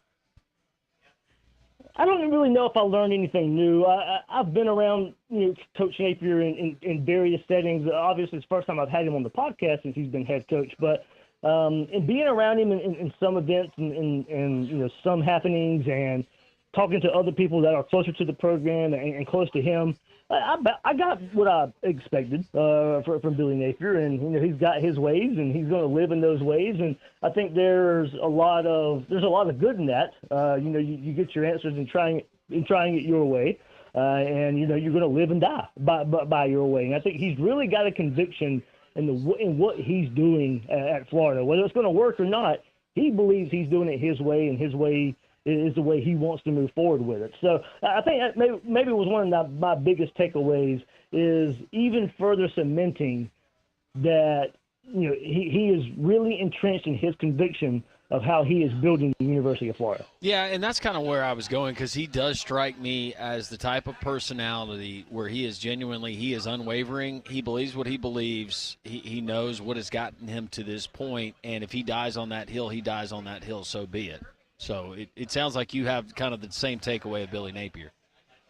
Yeah, that goes for the most polarizing topic among Gator Nation right now is should Billy Napier be the play caller or not? And you go back and look at it. There's not a lot of head coaches that are there that is the play caller that win a national championship. That's the ultimate goal here. But at the same time, I think Steve Sarkisian at Texas, he is the reason they are as good as they are. Lincoln Riley, and he had a role in at Oklahoma. He was the reason that team was as good as they were. Those guys being the play callers, but those guys are known for, and at times have been known to be elite play callers. And I don't know if Billy Napier is anywhere near that level, at least from what we've seen so far. Maybe DJ Lagway helped him unlock that level in himself as a play caller. So I think I don't blame him for having that viewpoint as, hey, look, I got this shiny toy. Give me his first full year as a starter, and let's see what happens. And then I hope he has the realization if it doesn't work this coming up year with DJ Lagway, then maybe hand off the reins. But I can see from his viewpoint saying, hey, this is my offense. This is what we've practiced. This is what we've relied on since DJ Lagway's been on campus. Give me 1 year with him, and let's see where this offense goes. All right, so I know we're discussing this on February the 4th. You still have spring practice to go through. You've got another transfer portal window opening up. But this is what we do in the offseason. As of this moment, when you take a look at that Florida football schedule for 2025, it was a hellscape last year. They did a heck of a job in the second half of the season to make this team worthy of going to a bowl game, which many of us in the SEC, when we looked at that schedule, did not think that was possible. So when you look at this 2025, basically inverted from what it was last year, how many wins right now? What's the ceiling? What's the basement for this football team? Honestly, for me, I think the ceiling is 10 wins. I don't see Florida getting over 10 wins with just how hard the schedule is. I do expect an improved Florida team. I think 10 wins is the ceiling. Maybe they can squeak out 11. I don't see it with just how tough the schedule looks right now. And look, I mean, honestly, the floor should be, it was Florida won 7 regular season games last year. So honestly, that should be the floor for this year. That should be the absolute worst if you're trying to look at a team that's taken steps. So that wouldn't be a step. But a team that had taken a step in 2024 and have some important pieces coming back in the trenches on both sides of the ball. So I don't think you should necessarily take a step back. So that's why I think replicating 7 wins should be the floor, but that would be hugely disappointing in what you have on this roster and this team right now. David, I want to transition quickly to basketball. The black cloud that was hanging over Todd Golden and the Gator basketball program until recently when the university concluded their investigations and found no wrongdoing. What was the reaction of a lot of the Florida fans, and based on what you've heard and people you've talked to about how extensive that investigation was, and are there any other things that might be revealed, not in particular with Todd Golden, but maybe other members of that staff? Yeah, it was certainly with the way Florida is rolling this season in basketball, just past weekend notwithstanding in the 20-point loss to Tennessee, but to get that cloud over the program right now while Florida's playing good basketball, I think that was one of the top things. But also just some clarity on the whole situation. It kind of started leaking out before about Todd Golden that something was coming out, and then it came out. But they were really convinced. Him, his lawyer, his team was really convinced early on that they were in the right. The wrongdoing there was there was nothing there, and then they were proven right. So I do think if you look at the lawyer's statement that came out, that hey, they're going to take a look at this after the season again. So they're really in their conviction here, standing strong in that they did the right thing here. So we'll see what other staff members were certainly named. I know Torian Green, former Gator, he's on staff. A report about him as well and some wrongdoing. So it's not totally over with, but I think the big part of it is over with, and Florida can go on to have full concentration on the basketball season. Here's David Waters, host of Gators Breakdown, his sit-down with Billy Napier and all things Florida. David, we always appreciate the time. Thanks for joining us here on this Tuesday. Hope you're well, and we'll talk to you very soon. You too, guys. Thanks for having me. David Waters joining us as all of our guests do on the Buyers Right Insurance Hotline for all of your insurance, financial, and HR needs. It's Buyers Right Insurance, a Higginbotham partner. Very interesting. He said the ceiling is 10, maybe 11. Man. Just when you thought it was changing the nameplates in the parking spaces in Gainesville at the head coaching position, right? Billy Napier wins 10 this next year. You know where he's going to be on Ari's list next year? Be 24. He'll be right behind Dion. Yeah, exactly. All right, more three-man front. We're live at Social Taco. This is Jocks 94.5.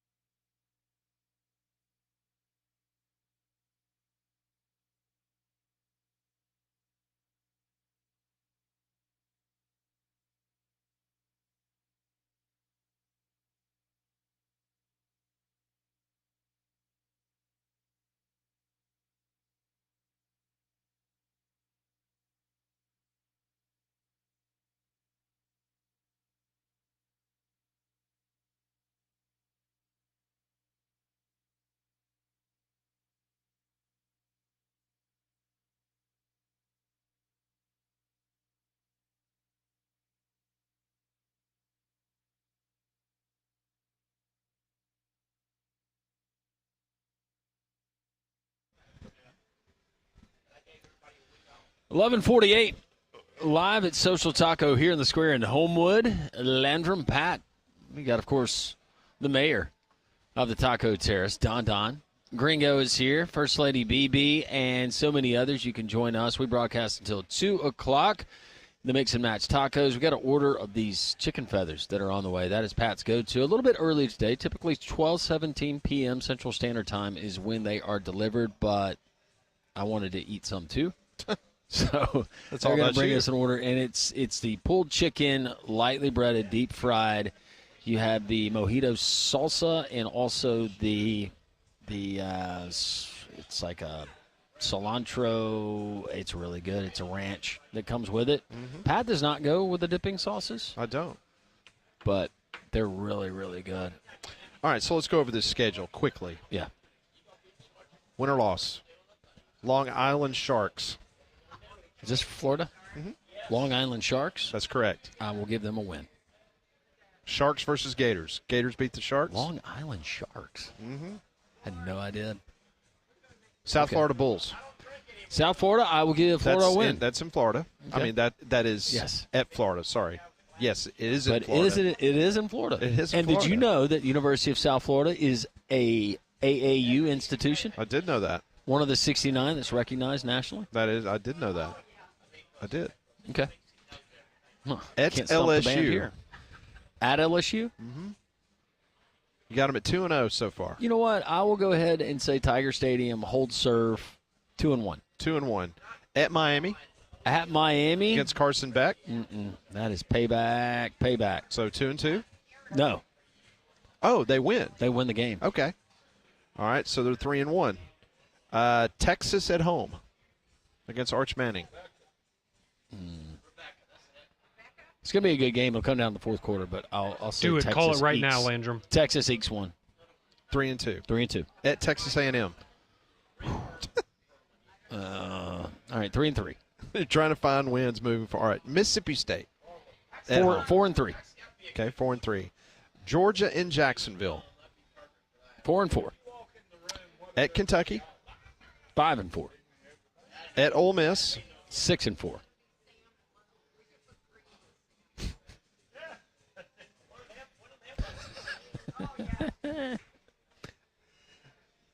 Tennessee at home. 7-4. Florida State at home. 8-4. All right, so you've got them going 8-4. Yeah. Okay. What kind of stood out to you, Conrad, out of that list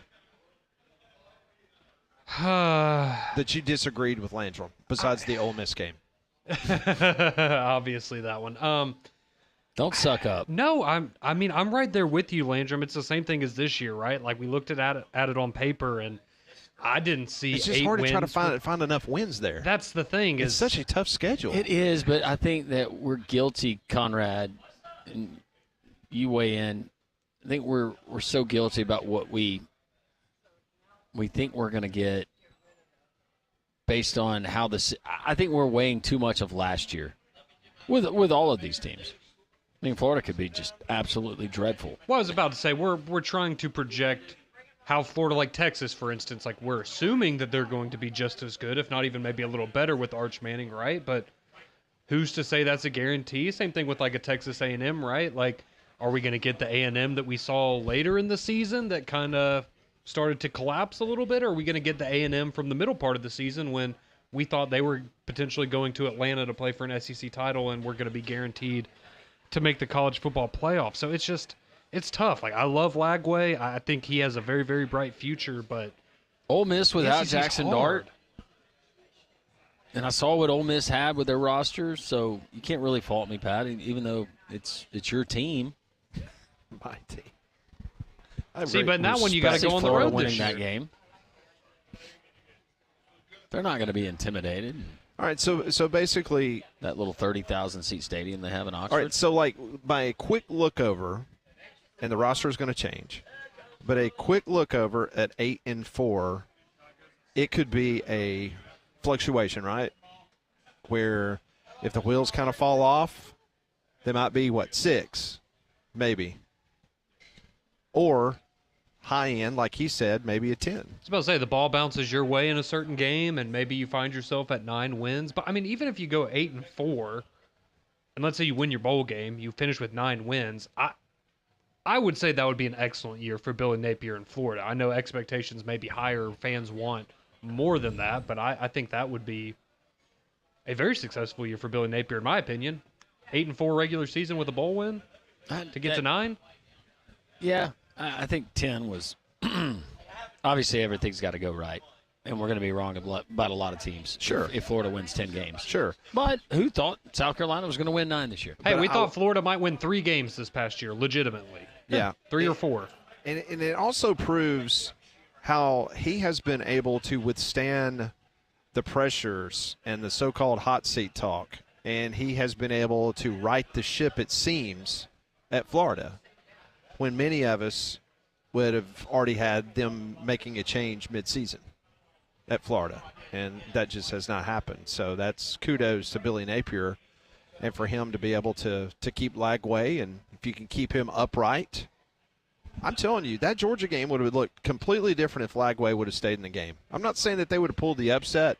I just think it would have gone down a lot closer in the fourth quarter. Oh, I think they would have won that football game based on the way. You think Florida would have won? Yes, based on the way that it was going and what we saw from Georgia last year. Yeah, 100%. I don't know if I'm going to say they would have won. It would have been a lot more compelling in that fourth quarter. FSU Dave is just like giving you all sorts of hateful looks because you predicted Florida to beat FSU. We need to get him help. But he predicted FSU to beat Alabama, so that evens. Are you kidding me? When they beat Alabama, they'll be on the road back to being left out of the college football playoff. Renovated Joe Campbell. All is right. They're getting the bigger piece of pie from the ACC by that time when it's all settled legally. They can pay all those players more money. Was Dave mad about Norvell not being on Ari's list? Yeah, we need to ask him during the commercial break what he thinks about that. Because he would have been – I mean, there have been people that would have had him in the top 10 coming into this past season probably. I mean, it was Mike Norvell or Kalen DeBoer, right? That's what everybody told us. Tongue-in-cheek, of course. Do you think Kalen DeBoer is ranked too high? No, I might have had him a little higher. Really? Yeah. Okay. I'd had Ryan Grubb higher. Are we doing assistant rankings now? Well, no, I just Ryan Grubb is the answer to everything. It is. It's a new era, Landrum. Molly Robinson joins us really here fired on up site. about it. Hey. Hey, there we Molly. go. There you go. Took me a lot of fun to find parking, but here I am. I made it. Did you park underneath? No, I circled around a few times. Well, that's and on you. Swooped in a spot. Swooped in. Architects designed a clever little parking deck underneath the buildings here. I like convenience, though, just to be able to walk out and. Imagine that. Yeah. I just don't want you See to my paint a car. picture of. There's limited parking. There's plenty of parking. Well, Molly has a history in parking decks. Oh, she I do. does. I that's avoid right. them That's at right. all costs. That's right. So she's Forget about that. Trying to stay away from my those. biggest fear. Yeah. Whether it's her doing or somebody else's. Very much so. Yes. You know who you are, Uber driver. We are going to go to the great state of Oklahoma, get a preview of tonight's Auburn basketball game against the Oklahoma Sooners. Tyler McComas is going to join us next. This is Three Man Front live from Social Taco.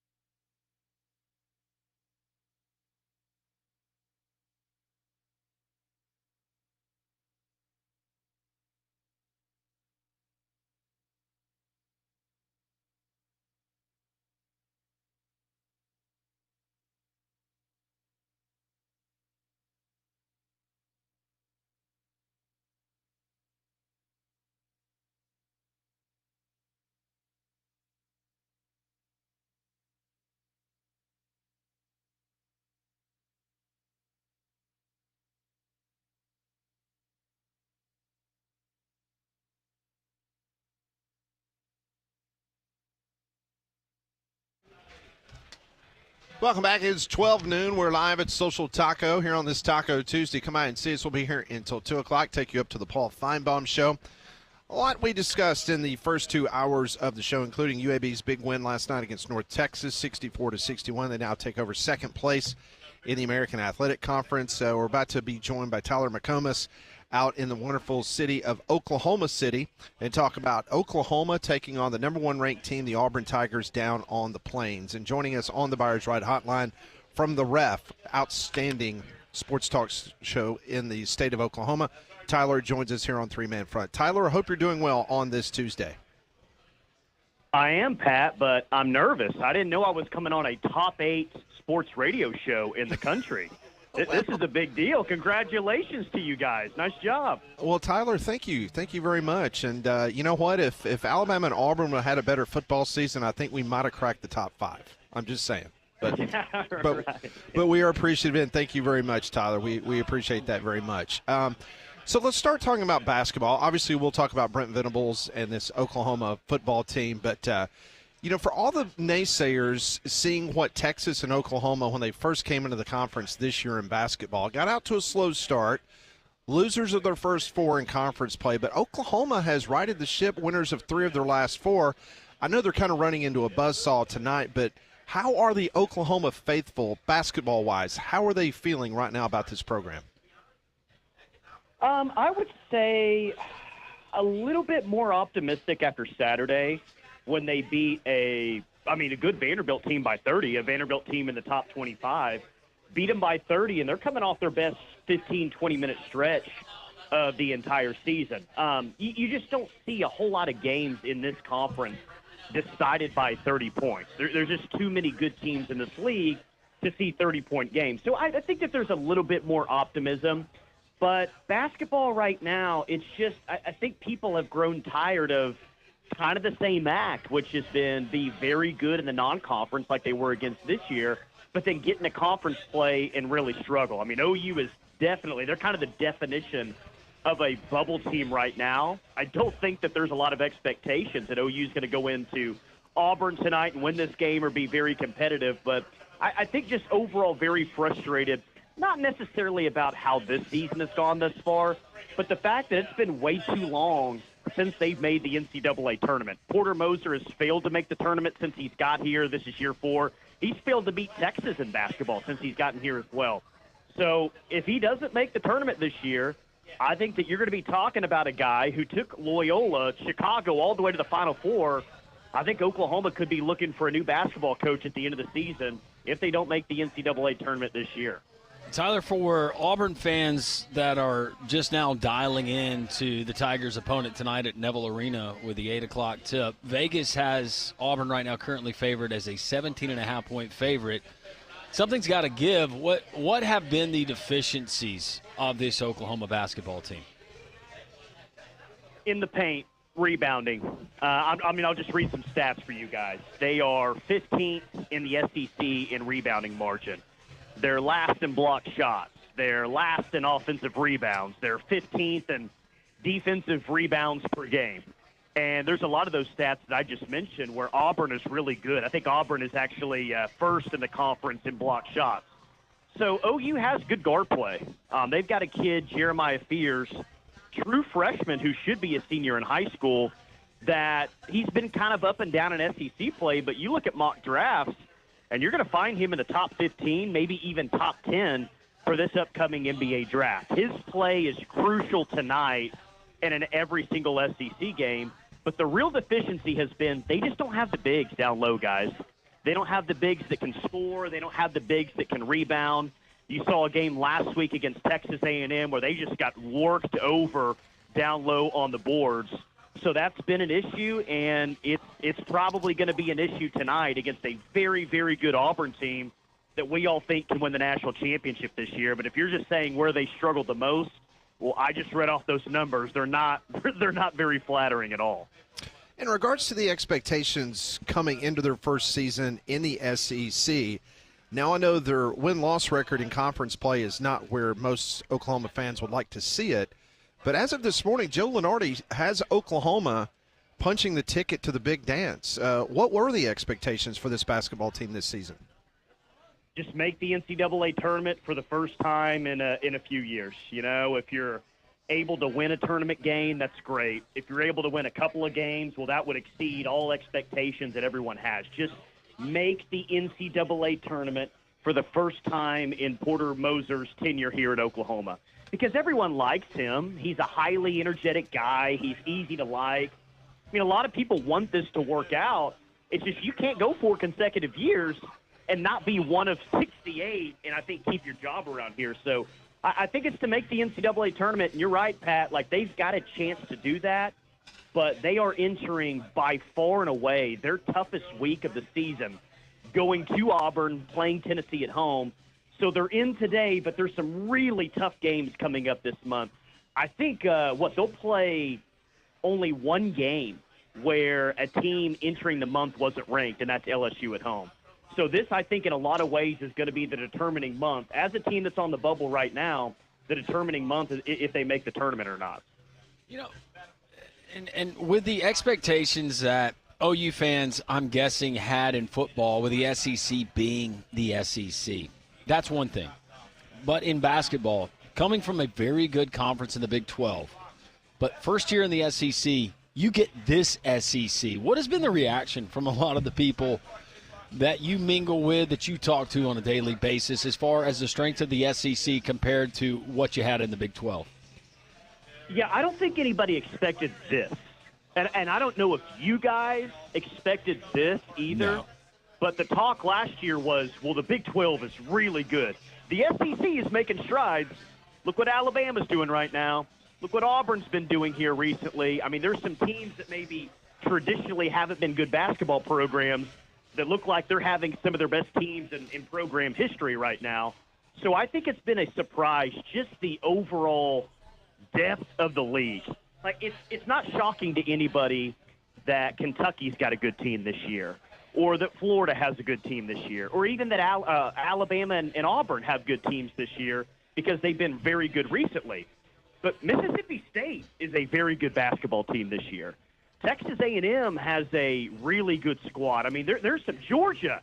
Georgia's got a very good team this year. Just the overall depth of this conference is insane. Missouri, who didn't even win an SEC game last year, now Correct. they're a very good team this year. I just think the overall depth, not the teams at the top, but the depth week in and week out have really surprised a lot of people, because I thought that, and we thought, that going from the Big 12 to the SEC would be very, very good for this program. And it's just as difficult, if not more difficult, in the SEC than it was in the Big 12. All right, so we got to talk about football. It's what we do here every single day on this radio station. I got to ask you about the announcement over the weekend in which Brent Venables announced that he is assuming full control of the program's defense for the first time since he took over in 2021.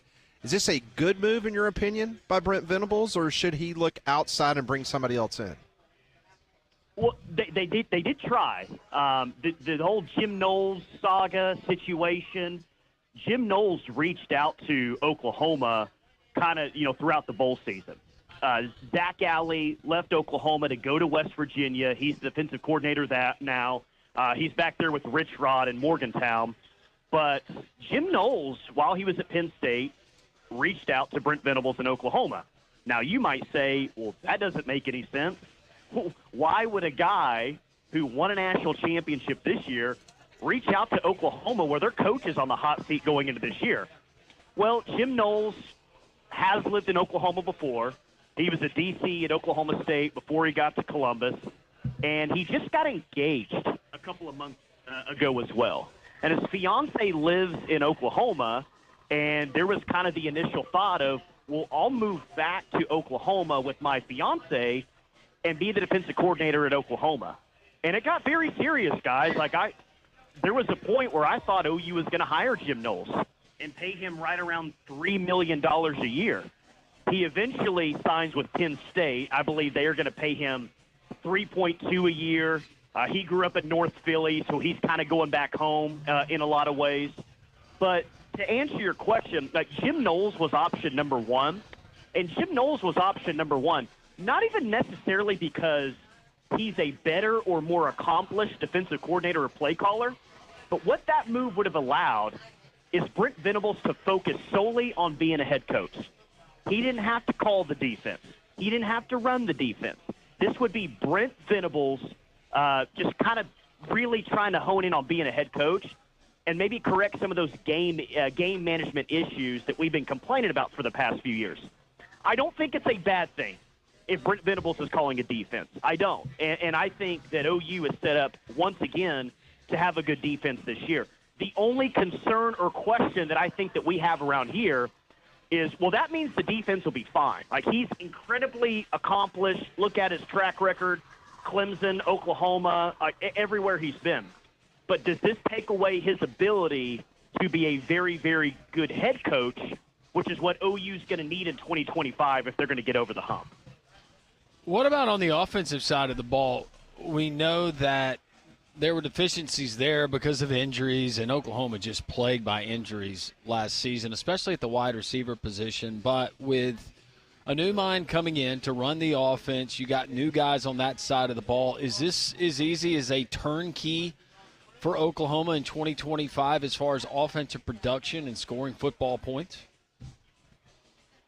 I think that's what we're all hoping for out here because, in my mind, you got the best transfer portal quarterback available for Oklahoma. Now, some had John Mateer, Washington State transfer, ranked as the best portal quarterback. Others had Carson Beck going to Miami, the best transfer portal quarterback. Why I say that John Mateer was the number one option, the best option for Oklahoma, is, guys, they need a dude at quarterback this year. They need a leader on offense. They didn't have that last year when everything was going wrong. Like, in a lot of ways, they need someone where the entire offense is going to feed off of them. That's John Mateer. He's that type of player, and by all early accounts, he's kind of the leader and the dude that you've been looking for at quarterback. And they paid him a lot of money. Bill Belichick in North Carolina tried to pay him a lot of money to come out to Chapel Hill. Miami tried to pay him a lot of money before they got Carson Beck. So they cannot suffer the same injury situations they did at wide receiver and the offensive line next year. If that happens, it does not matter who the OC and the quarterback is. They're going to struggle again. But I do think that they're going to be better at offensive coordinator. I do think that they're going to be better at quarterback. And if they can stay healthy this time around, I'm not saying that this will equal a college football playoff team, but I do think it means that this can be an offense that's going to be a lot more efficient in 2025. And I think that that works to the defense as well. As good as the defense was last year and as good as the defense I think will be this year, that defense was good despite being put in awful situations consistently last year. For a defense, again, that I think will be good in 2025, how much better might they be next year if they're not consistently put in bad situations like they were a year ago? Well, you're going to get Auburn fans in Norman this year, and then you guys get to come to Tuscaloosa, somewhere that obviously Oklahoma played before under Bob Stoops. So very interested, to say the very least, for you to possibly come to Tuscaloosa, or you get obviously an opportunity to hang with some Auburn fans. Yeah, Auburn, I told you this, Pat. Auburn fans were awesome last year. That was one of the best football road trips I've ever taken. Maybe it was number one. Like, just the tailgating that's there. It was really cool. Everyone was super nice before, during, and after the game. It was great. I went to that OU Alabama game in 2003. I think that was Mike Shula's first game in Tuscaloosa. And it looks like the stadium has changed a lot. Bryant-Denny Stadium has changed a lot since September of 2003. Just a little. But I'll be out there. I'm ready to see it. Auburn fans will be treated extremely well out here. Bama fans were awesome when they came here. So got to repeat as Alabama State champs in 2025, guys. We've got the T-shirts out here. Speaking of repeats, we got to talk about Patty Gasso replacing 10 seniors. Know that she was just named Team USA's head coach, but we got softball people around here, people that care about softball, especially in the SEC. You know the conference that OU is entering. Do you have an early look as the season is cranking up for softball and college baseball for what we can expect from the Sooners? Yeah, I think they're going to be really good once again, and I don't think that there's been a senior class I don't think that there's ever been a team that's had to replace more than what OU's had to replace in college softball. I mean, all the All-Americans, 4 consecutive national championships. I mean, that's really difficult to replace. But they had a monster transfer portal class coming in. You guys might remember Benny Agbayani that played in the big leagues for a while, late 90s, early 2000s. His daughter transferred from BYU, who's exceptional. They got a pitcher from Louisiana, Sam Landry, who's really good. I don't think that they'll be as good as they were last year. But they're bringing in the number 1 overall recruiting class. They're still going to be good enough to compete in the SEC. But here's the problem. Florida is going to be extremely talented. Texas might have its best team ever. And OU has dealt a pretty tough road schedule in the SEC this year. Back-to-back trips to Missouri and Arkansas will be difficult. OU does go out to Tuscaloosa, which will be a lot of fun. And then they close out the regular season at Florida. They also play Tennessee and Texas in a home series as well. So I think that this is a team full of newcomers that you're going to see getting better and better and better as the year goes on. And if they make it to Oklahoma City, then they'll absolutely have a chance to win it again. But I think today that you'll say that both Florida and Texas are better today. We'll see what happens at the end of the year, because I saw a projection yesterday, guys, where I think it was Softball America. All 15 teams are projected to make the NCAA tournament in the SEC. It's just insane how many good softball teams are in the conference this year. It's amazing. It's like the basketball league, right? It's just exactly. Yeah. It's crazy. Well, Tyler, listen, I know you got to get ready for your show this afternoon. Always fun when I get an opportunity to chat with you guys, and we appreciate you spending a few minutes with us today, talking some hoops and talking some, of course, football. You bet. Anytime, guys. Talk soon. Thanks. That's Tyler McComas joining us from the Ref, KREF. They're in Oklahoma City. Outstanding radio station. Great show. Heard every weekday afternoon there in Oklahoma City. And he joined us on the Buyers Right Insurance Hotline for all of your insurance, financial, and HR needs. It's Buyers Right Insurance, a Higginbotham partner. When we come back, we are live at Social Taco. We'll open up the phone lines at 1-800-239-WJOX. Obviously, the Courtesy GMC text line is ready for you at 205-834-9450. This is Three Man Front on Jocks 94.5.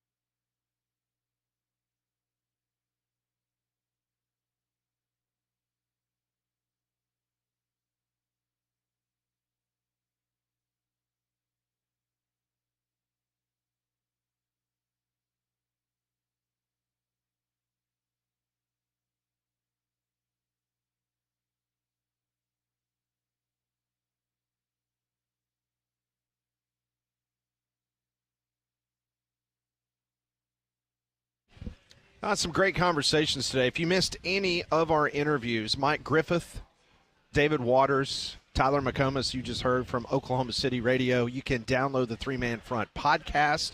Also, I strongly recommend that if you have an opportunity, subscribe to our Instagram. You can subscribe, obviously, to our TikTok, where I know you're big on TikTok, Landrum. No, I'm not. Not a communist, Pat. Like you and Molly. Are you a communist? No, last time I checked, I wasn't. You weren't? Okay. Oh, I'm on the Freedom app. Is that a thing? I'm on the Democracy app. I don't know. Okay.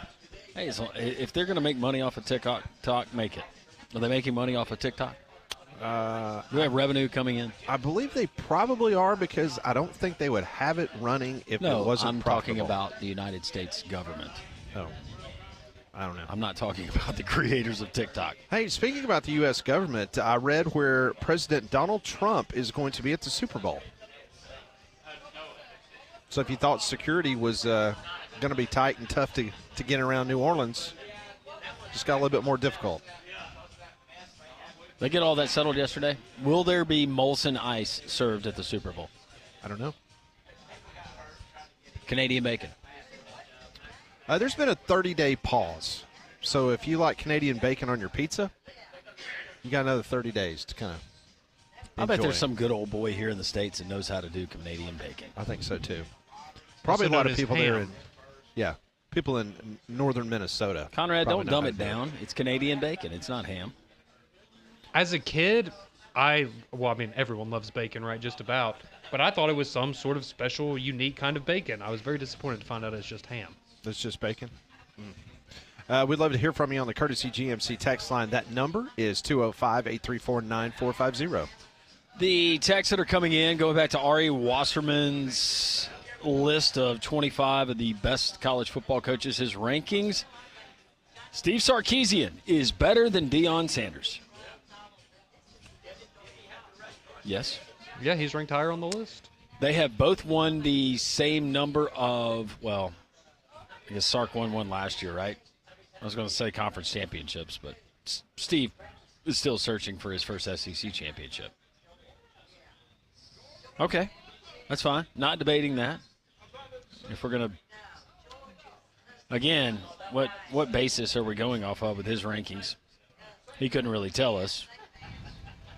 Drake says, glad my Gators were able to flip Tennessee commit. Nice pickup for Billy Napier today. Who did they flip? Anybody? Conrad, do you know who they flipped? I'm looking for it right now. I didn't know we were still doing Merry Flipmas in February. Yeah, of course. You know, we got big signing day coming up tomorrow. Wall-to-wall coverage. It is tomorrow, right? It is right. We'll have wall-to-wall coverage. Tune in from 10:05 to 10:10 a.m. See, I love all this information. Like, to my left, I got Landrum, who is manning the text line. Yeah. To my right, I've got Molly monitoring our Twitter feed. Well, you didn't Sure say do. Manning. And Womaning. go ahead and read that tweet that we got. Conrad, this one's for you. Uh-oh. It's from Royal Pain on Twitter, responding to our being ranked number 7 nationally. We'll vault to number 1 if Conrad will just eat that fish. I love how people think that for some reason y'all are so kind to me that you would let me delay it this much, when in reality, just some procrastination on Pat Landrum's part, which I'm not complaining about, but He's going to get it. I'm sure that I will. And I that did the one? find the if you're looking for the flip for Florida from Tennessee, it is Onis Conanbanny. He is a defensive back from London. How about that?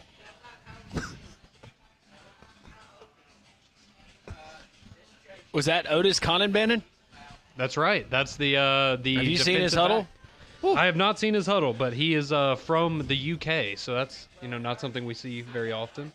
No, it's not.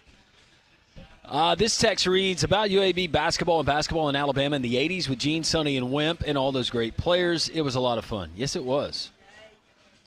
And then we got to the 90s. And not with all of those programs, but after Sonny left, and you had Cliff Ellis for a second, and then you had the wilderness that was Auburn basketball until the arrival of Bruce Pearl and what he's able to do. Fat Joe, yes, I was talking about Up All Night with Amy Lawrence, the lead-in for Conrad's Morning Jock Show. Is that what it is, or is there something else? It's Mac and Cube Rewind. Mac and Cube Rewind, yes. Amy Lawrence leads into them, right? Yes. Okay. JJ on the national ranking. Congratulations. We love y'all. We love y'all.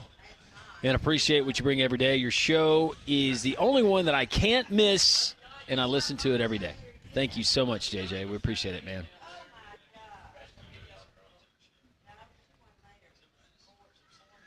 And Andrew saying Ari Wasserman could have replaced Billy B with Drink. Billy B. Billy B? Or is he Bill talking about Belichick. He's talking about Bill Belichick. Oh, Bill Belichick. Surprised nobody has a problem with Brett Bielema being at number 18. I guess that's why he got the nod. Shane Beamer of South Carolina did not make the top 25. Conrad, can you figure that out? Yeah. Quantify that? I could see the bowl win maybe being the deciding factor. I still think out of all of them, I think Sharon Moore being on that list is asinine because all he's done is coach 1 year at Michigan and but he beat Ohio State and he beat Alabama. He did. But again, I mean, if I'm with you talking about some of these other guys and, Kenny Dillingham after 1 year, well, I mean, he made the playoff. Sharon Moore took over a national championship team. I know there were a lot of pieces that left. Can I just throw this out there? I love this guy and what I know about him from high school coaches and just how he is and dealing with folks.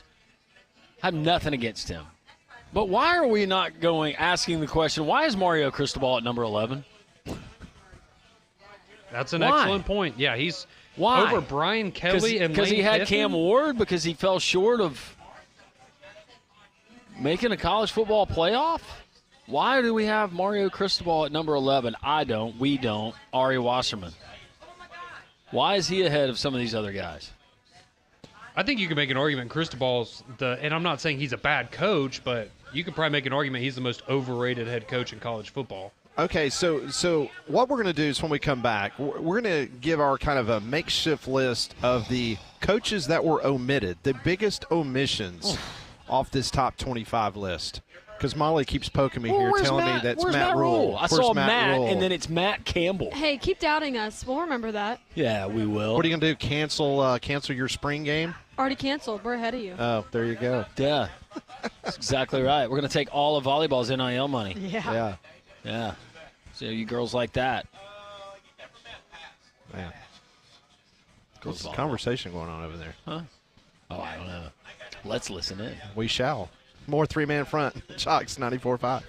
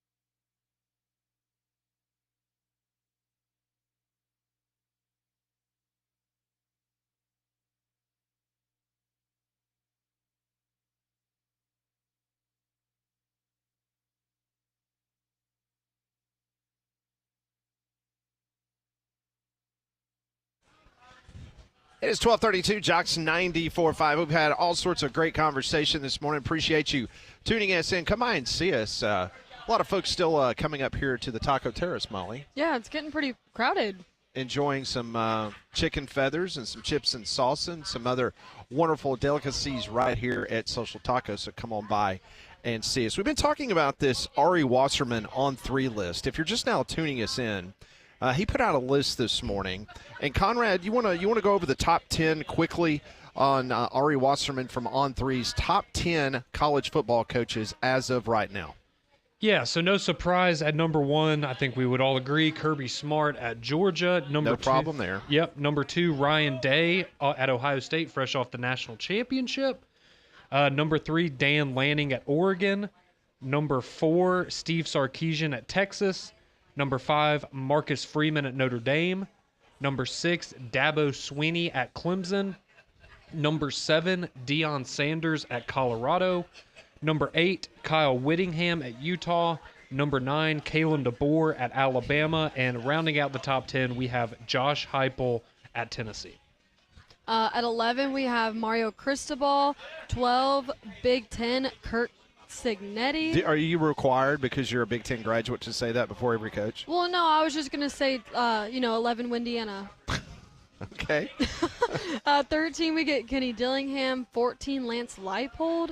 15, James Franklin. 16, Brian Kelly. 17, Lane Kiffin. 8, Shane Beamer's best friend, Brett Bielema.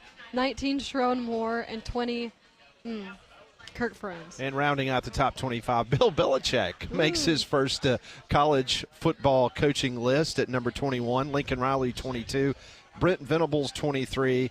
Kalani Sitake from BYU at 24. And Matt Campbell from Iowa State at number 25. So the question is, who are the biggest names that got omitted? The one that jumps out to me is Shane Beamer. Yeah. You can't tell me that Shane Beamer is not one of the top 25 coaches in college football. You agree, disagree, Conrad? No, I absolutely agree, especially with what he was able to do this year. And, again, just some of the other names on this list, because clearly some of them it's based on what you've done in the last year or two. And Shane Beamer's accomplished more than some of these guys have. And like Landrum said last hour, though, earlier this hour, maybe it's Illinois beat South Carolina in the bowl game, and so Brett Bielema got the nod, and Shane Beamer, maybe he's 26th. I would have Matt Rule in there. Not saying that because my teammate graduated from Nebraska. I do. I believe Matt Rule's an outstanding coach. Or Rhett Lashley, too. He's not on there. Rhett Lashley's not on there. What about Jeff Monken at Army? Would you have him on there? Monken is not on there. Is Hugh Freeze a top 25 coach? No. No. Okay. I mean, I wasn't, setting you up for, I was just asking. No. No, he very well could be. We've seen what 9-4 can get you on this list. That is true. Go 9-4 next year, Hugh. You'll be an elite company. So who else just jumps out? What about Mike Elko? Elko's done on the list. Yeah, I just realized. That's a good I'm one. going down the SEC and Drinkwitz is not on there. no drink, yeah. Ooh. FSU Dave was vehement that Mario Cristobal should not be in the top 25. Yeah. Well, 11 is way too high. I'd probably have him in the 20s somewhere. Yeah. So would you have, and I know that this year was nothing short of a disaster. We've talked about it ad nauseum. Would you have Mike Norvell in your top 25 coaches? I would. You would? I would, yes. What about Jamie Chadwell? No. Okay. I would not. PJ Fleck. I'd have him top 25. Row the boat. What about Fran at Syracuse? To be determined. Brent Key. To be determined. TBD, yeah. I'm running out of coaches. Maybe I'm getting a suggestion here. Yeah. So Lincoln Riley actually comes in at number 22. Brent Venables at 23. See, I'd rather have Lincoln Riley than Brent Venables as my head coach right now. Even with how the last couple of years have gone for Lincoln. Why is Scott Frost not on this list? The last time he coached it at UCF, you saw what happened. Like I said, keep doubting. Yeah. Exactly right. Frost and Matt Rule. Are you going to pull for Scott Frost at UCF, Molly? Listen, I said it when they hired him back. I wish him nothing but the best. It's unfortunate it didn't work out in Lincoln, but I'm not going to wish ill will on him. Not going to just follow around and hate him, Conrad. Yeah, I'm not going to hate him. No, but if he let's say UCF makes the playoff this year, are you not going to be a little mad? Like, all right, what went wrong in Lincoln? Like, what are we doing? Yeah, no, here? I'm going to be a little jealous. Don't get me wrong. Yeah, but I would never She's wish- also rational, and she knows Right. that question can be asked for a lot of fine football coaches that have chosen to end their careers in Lincoln. Yeah, where dreams go to die. Bo Pelini. I mean, he's not the only one. No. That's true. Mike Riley, he was there, right? He was. So was Callahan. Callahan? Keep on going. Let's say the list goes on. Faux Pelini was the best on Twitter, though. He was funny. I still follow Faux Pelini on Twitter. Does he still tweet? Yeah. I feel like if you guys would have hired Turner Gill, that would have been different. Are you talking about Auburn? Or are you talking about Nebraska? Nebraska. Oh, okay. Remember when Charles Barkley wanted Turner Gill as the Auburn head coach? Yeah, he was popular. Buffalo, man. The University of Buffalo. That's where they turn It's them done out. some great things for some coaches, No haven't doubt. Nate Oates. they? Lance Leipold. Mm-hmm. Mo Linquist. Danny Hurley. Yep. Is that it? I think so. We'd love to hear from you on the text line. If who's the biggest omission on this list, just off the top of your head? I know you might not have the list in front of you, but it's very interesting. We got to think about a coach that does more with less. Who is that coach that does more with less? Well, I mean, if that's the case, would you say that Kiffin hasn't done enough? Because he's had more, but he's done less. You know where I stand on Lane Kiffin. I know. Just blasphemy. I don't think it's blasphemy. He missed the window. That ship has sailed. So they're not going to be any good this year? Oh, I didn't say that. What are the expectations? Last year it was championship or bust inside the program. 8 home games. It was college football. How many of those will they be 17-point favorite to a bad Kentucky team and lose? Hey, at least they get to go to Lexington and play them. Instead true. of playing them in Oxford It'll this be year. a different story. Oh, my goodness.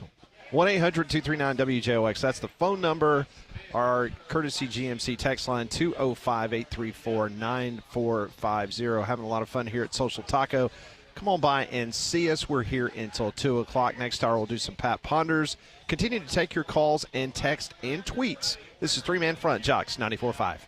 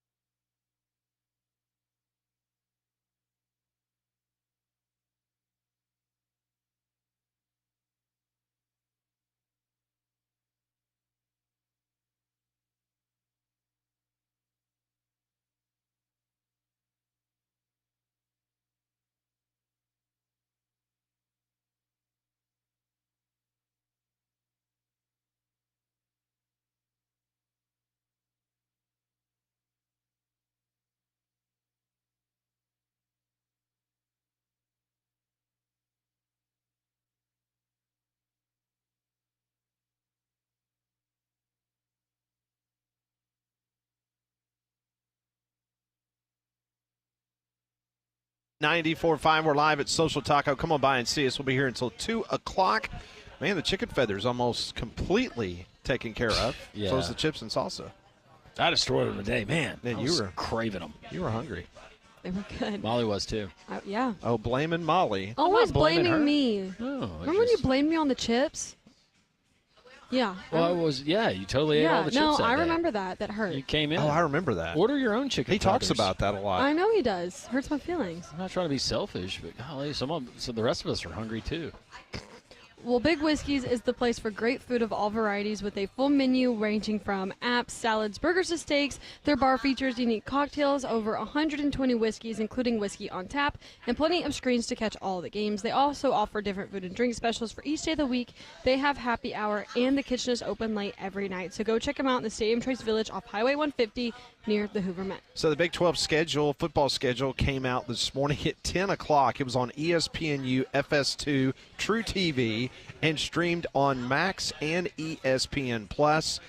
Colorado's 2025 football schedule, Deion Sanders and the Buffs host BYU on September the 27th. That's a rematch of the Alamo Bowl. Ooh. And they open Big 12 play at Houston on September 13th.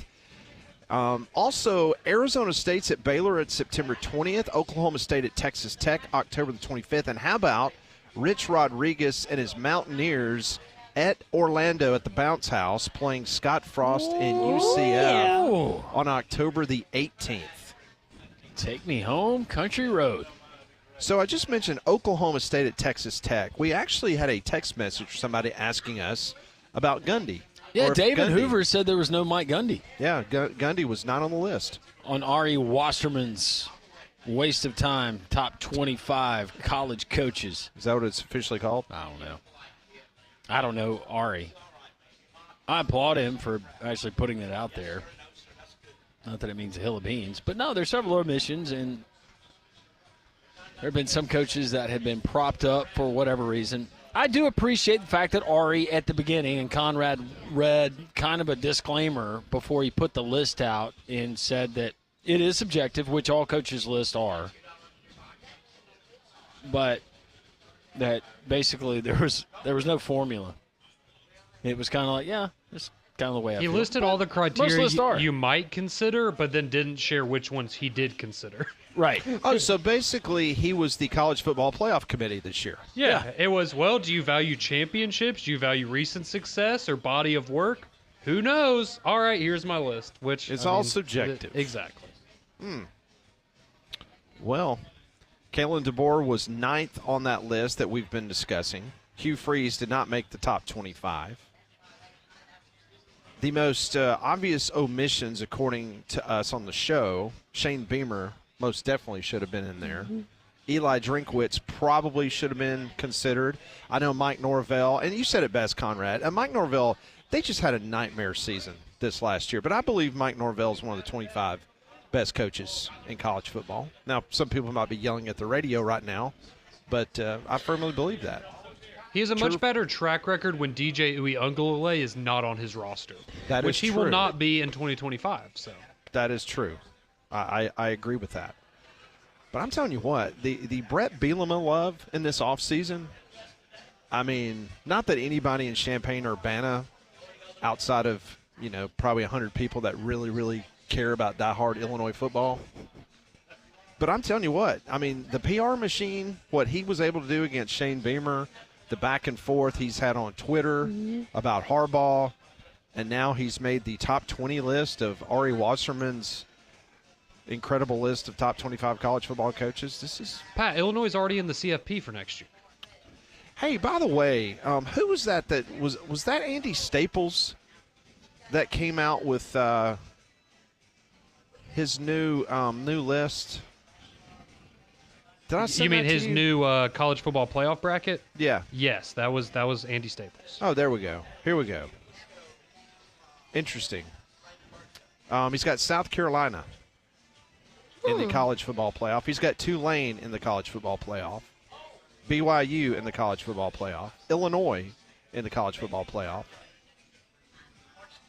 No Auburn or Alabama making his 12-team No playoff Ole Miss. field. No Ole Miss. Oh, man. So he's got Texas 1, Well, he played at Florida. Yeah, he played at Florida. He's going to give a little love to the Florida Gators. All right, so SEC teams, according to Andy Staples in the college football playoff, Texas would be a 1 seed. Then you've got Georgia as an 8 seed. Then you have South Carolina, a 10 seed, and Florida, an 11 seed. Yeah. So South Carolina and Florida would make the college football playoff, but Alabama and Auburn would not. And LSU would not. As we said earlier when we were talking about the college football coaches list, right? They know what they're doing. I don't think any of them would say that, they would go and bet the bank on any of these projections. It's trying to stir the pot. That's bold right there. I get as much out of this as I do the NFL Pro Bowl. Man. That much, huh? No, I mean, we came up with our way too earlys. I feel like we actually tried. Oh, but you spray paint that on the wall. That's happening. Our track record is pretty good. Yes, it's outstanding. I will toot the horn. Yeah, it's outstanding. But Brett Bielema making a college football playoff. He's living right, man. Absolutely living right. So Ohio State, Oregon, and Penn State out of the Big Ten. Mm-hmm. And Illinois. I'll say you can't forget about Brett Bielema. No. Penn State will probably be, what would you say, number 2, number 3 preseason? Yeah. They might be number 1. Maybe. No. With all the changes for Ohio State and the quarterback uncertainty at Georgia. No. You cannot put James Franklin, big game James, there at the top. Yeah, no. He will get dinged. They will not be any higher than 2. You don't think he'll be number 1? Right. No. Anywhere? Well, anywhere. What are you talking about? We talking about, like, he gives us his list? Sure. Why not? Everybody's got a list. I guess technically he could be number 1. I guess we need Happy Valley Times. I guess we need to come out with our top 25 coaching list. Oh, boy. Can we do that this summer? It'll be our top 25 list of coaches that their last names end in a vowel. Brett Bielema would be number 1. Yeah. Hugh Freeze. Matt Rule would be on there. Mm-hmm. See? Signetti would be on there. See? Use your noggin. Yeah. Not so much DeBoer. Depends on how you spell it. Yeah, I guess it is. Trying to think who But else. it would be one of the letters that people would use on Wheel of Fortune. RSTLN. Then usually E. Mm-hmm. Yep. Molly, do you know what I'm talking about? Yeah, I watched Wheel of Fortune last night, actually. Really? Yeah. Gee, really? Mm-hmm. Who are the new hosts? It's Say- like Ryan Seacrest, I think. Oh, he's on there now. Yeah. Oh, okay. Vanna's still on there, right? Yeah, she is. Still turning letters. I want to do that one day. Do you? Yeah. Do that again? Molly, you're not tall enough. I can wear heels. How tall are heels? Really tall. When does it become a stilt? Maybe like in Where's the cutoff? maybe like in 30 years I'll do that. We got basketball tonight on Jocks 94.5. Oklahoma taking on number 1 Auburn. That is an 8 o'clock tip-off. Should be a good one right here on Jocks 94.5. Bama and Arkansas is Saturday. Interesting, last night on the Coach Nate Oates show, Hey Coach, he mentioned the fact that they're going to go to Arkansas and they're going to stay out west instead of coming back to Tuscaloosa and then going to Austin, Texas. They're going to go directly from Fayetteville on Saturday to Austin. They're going to watch the Super Bowl in Austin, and then they have the early week game against Texas before then they come home.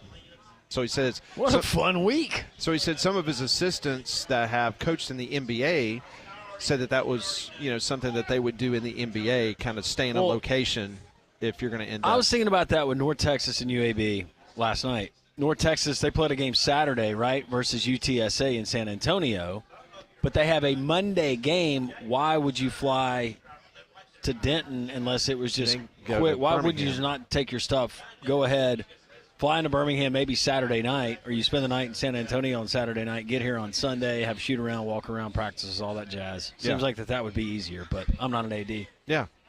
So I just like to spend athletic department's money. Yeah, so Alabama and Arkansas, that will be the big Saturday game. But Arkansas's got a big one before Alabama comes into town, and that is against the University of Texas. Yep. So all the love that Arkansas is getting right now, that it could go out the window if they lose to Texas and then Bama comes in. I'm not trying to change the subject. We have a listener. This is a first-timer that has just showed up here. Right. Did you see how quick Don sprang to his feet? Well, Don's He's the mayor. He's security. He's sergeant at arms. I mean, he does it all here. Is that guy selling something? I have no idea. And he brought a poster in. Does that mean he's got business cards too? I don't know. That realtor, whoever sold that house that you showed me earlier, whew, they're not doing anything. You think commission's pretty good on that one? Yeah.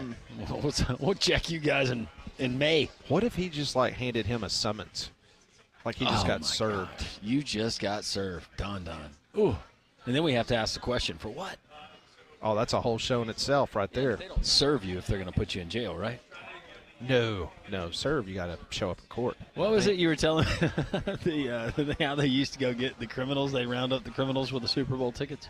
Oh yeah, no, there was always some interesting stings that would go on every single year. Whatever town was hosting the Super Bowl, the local cops would put things like ads in the newspaper and say, hey, win Super Bowl tickets. Show up at the Civic Center and have your opportunity. And all these ex-convicts. I want to preface this. I love Don, okay? And we love to have fun with the people that we love. But you know how easy it would be to get Don if he was a wanted criminal? Oh. You think so? Several different snares you could use there. Very much so. That's a summer show topic as well. Yeah, we'll have that with our list of top 25 coaches. And Cocaine Bear, reviewed by Molly. Yes. Oh, yeah, I need to watch that. Yeah, you were supposed to. No, we never assigned it. We were supposed to watch it all together in the entertainment district. We never did. You kept telling us you wanted to do cocaine while watching the movie. No, I did not say that. And we told you that was not allowed. No. You and your booger sugar. Ew.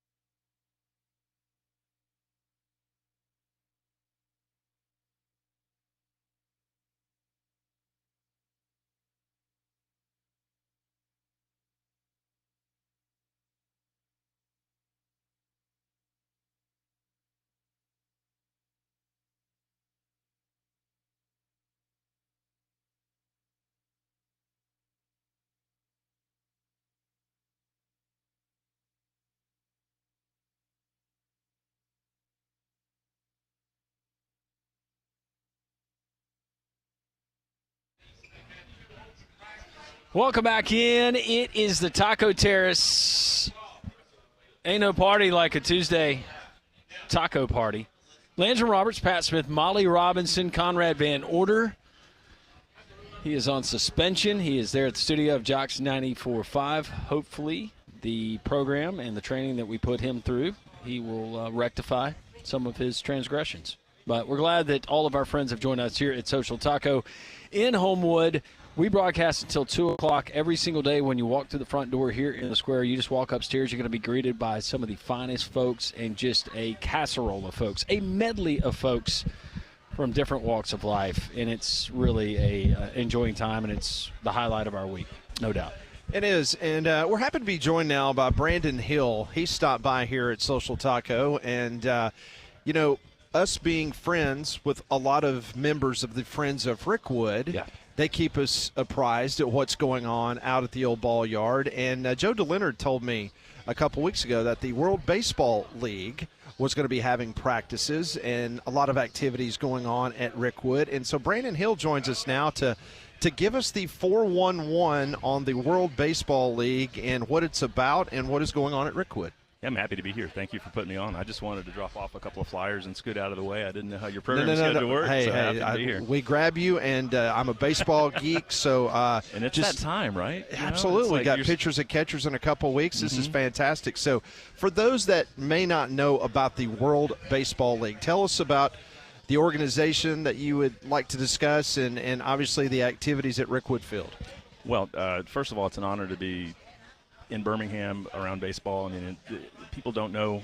People that live here, I feel like Rickwood might be kind of like the Statue of Liberty in New York. People know about it, but they don't go there. It's all for tourists. Right. But it's such a treasure, and to be able to have that facility as our home has been great. To be on the field, to just literally be there. I mean, when I joined the startup, I thought, well, geez, if it doesn't work, I at least get a year to have to go to work at Rickwood, right? Yeah. So we're trying to bring a new spin to baseball. We're trying to bring awareness of history too, and kind of ground that, here, but also develop a league that can go to other cities. People talk about banana ball. I'm just going to address that out of the gate. We're not banana ball. We're not trying to bring performance into the baseball like Harlem Globetrotters of basketball, but we are trying to be a league that does highlight entertainment. One of the things that, and you see this with the MLB, they're talking about doing things to speed up the game. They're talking about things to increase entertainment. I mean, there's rumors of the Golden At Bat coming to MLB. Right. So what the Savannah Bananas are doing is great, and it's pioneered this revival, I think, of baseball. And we're trying to do that in a structured way. It's a match play format. So no matter how many innings you score in a run, in an inning, runs in an inning, you get 1 point. And if it's a tie, we're still playing baseball rules, right? So if it's 1-1 or 0-0, that run carries over. So we're trying to keep that inning. So there's always the possibility of a walk-off inning every time, and then there's a way to catch up at the end. So the ninth inning is still meaningful. We're not going to have blowout games. We're structured that way. And then there's a performance element. So whether it's every inning or every 3 innings, every team's going to be responsible for putting out some kind of performance, and so there's an entertainment aspect. So it showcases individual talents. In the future, as we see the league rules being able to be distributed maybe down to a community league type thing, it's going to encourage those kids that maybe aren't the best at baseball but have got another talent. Hey, they can still be on the team and contribute because there's an entertainment point to be gotten every inning, whether that's cumulative or each inning. We're still fine-tuning the rules, but we decided to have open practices, and we wanted to have the fans come out and experience Rickwood just like we do, kind of get that passion. Entry to the practices are free. There's a SWAC tournament that's next weekend, so we're going to be in the cages and in the bullpen. Not really a public thing for us, but please come out and support Miles, Friends of Rickwood, buy some tickets and see that. And then we'll be back out there on the February 16th through March, was it the 2nd or the 3rd? Anyway, that first Sunday in March. And at that time, we hope to kind of announce, well, before then, we're going to be announcing kind of our tournament structure. So stay tuned for that. How do you, for people listening saying, you know what, I still got some, or, I was good at the hot corner, but I'm also great at juggling. Absolutely. I don't know. How do they find out more? Who are you selecting to play on these particular teams? So the idea is at the end of this inaugural season, and I feel like it's like beta testing maybe. So like our full inaugural season and what it would be might be 2026, but we're going to have teams that can register. I mean, if you think about some of the adult softball leagues or baseball leagues, that kind of a thing. So, like, for we'll do a instance, short season, and then it'll be our elite league. Okay, so I don't want to interrupt Sorry. you, but I'm just curious. Okay, so let's say me and Landrum, we get together 9-10 guys. Mm-hmm. Then can we form a team that then can participate in? Absolutely. And we would like to have maybe a 15-team roster because, I mean, if you're playing in a league, I mean, maybe somebody's got kids or whatever. You can't come every single Sunday or every single, game day. But the model that we're working with right now, and again, you're kind of getting the 411 for real because we haven't even put it out on socials yet. I love this. But it's the idea is we're going to have, the roots of the teams that played at Rickwood, it was the industrial leagues, right? Yes. The Sloss baseball team, et cetera. Well, what's our industry now? Service industry. Mm-hmm. So just as like Sloss or Woodward or a Sipco might have had a team, we hope that maybe Individual Social companies. Taco has a team, or Dave's Pub, or I don't know. I want to mention, I don't, specific, sponsors yet, but you could enter a team, or you could put your team together. We want to offer, plans are to offer a significant cash prize. The Best McGregor Brick Company, I can go ahead and say we're committed to donating at least 5,000 vintage bricks. So that's about a $10,000 value there for somebody that it's a great prize, and so that'll incentivize good players to form good teams. And if you don't have a complete team, you got the guys that are fielders, we just don't have pitchers and catchers. We're going to have a draft so you can pick the last 4 or 5 people, or maybe the people that sign up that don't have an affiliated company will be able to put together a team for that. So we want to at least have an 8-team tournament. I think we can do more than that. But the structure works so that we can get in a 10-week season before Summer League baseball starts. There's not an age limit, though, right, Brandon? 16 and up. 16 and up. Yeah. 16 but and up. Up is where I was going with this. Yeah. No. It doesn't have to be a 40 and up league, 50 and up league. And I think that's the gap that we've identified is like the fellas that love baseball. A lot of times we're forced to go to a softball league, which is fine, and they're super competitive and they're travel, just like the kids' travel leagues and all that. But what I've found in just the 2 weeks being out on the field with the players that have shown up, it's like if they've given the choice between softball and baseball, they're going to find the baseball league. And what we'd like to be is kind of a platform to borrow from what I guess XFL or UFL now has become USFL first tier, right? Yes. And it's a place where people can showcase their skills, maybe get the rough edges polished off, and have another highlight reel. Have a second chance at a career. So, we don't think we're going to compete with the MLB, but, come on out, Pat. All right, so this is the World Baseball League open practice, Sundays in February from 12 until 4. Starts on January 26th, and you said it runs all the way to February, I guess mid-February or late February, except for the weekend. First Sunday in March will be our last booked date, but we're working with the Friends of Rickwood to put together a season based on their open dates. All right, so that's the open practice. Tryouts, essentially. Right. Come out and learn our rules, see what we do. Right. Wooden bats? Wooden bats. Okay. Wooden bats. I would not think of aluminum bats at Rickwood. How dare you say that? I'm just thinking about people who might be. It's a long fence. If we had the old fence, that's where I was we'd need the aluminum. Yeah. To really blast it out. But what about spider tack? You guys going to allow that? See, we're open for discussions. We have a suggestion box at every home game. We'll have it electronically. We opened the suggestion box at the board meeting earlier, and we got some pretty interesting ideas. Yeah, I don't think you have limits on pine tar. I don't think that you have limits on substances, on hands. If we need to use Vaseline to throw a curveball, let's do it. Or icy hot. Icy hot. Hey, yeah. Either or. We've. The two of our founders have already had injuries like the first 2 Sundays.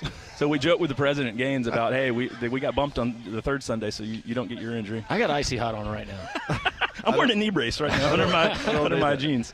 All right, so once again, this is the World Baseball League, Rickwood Field, open practice, January 26th, and every Sunday in February from 12 until 4. Players, coaches, umpires, former baseball and softball players, entertainers.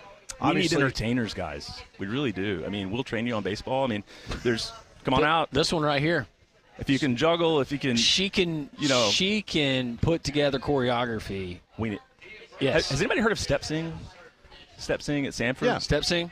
That's a big competition at Sanford. Different people. I mean, it's like a huge stage thing.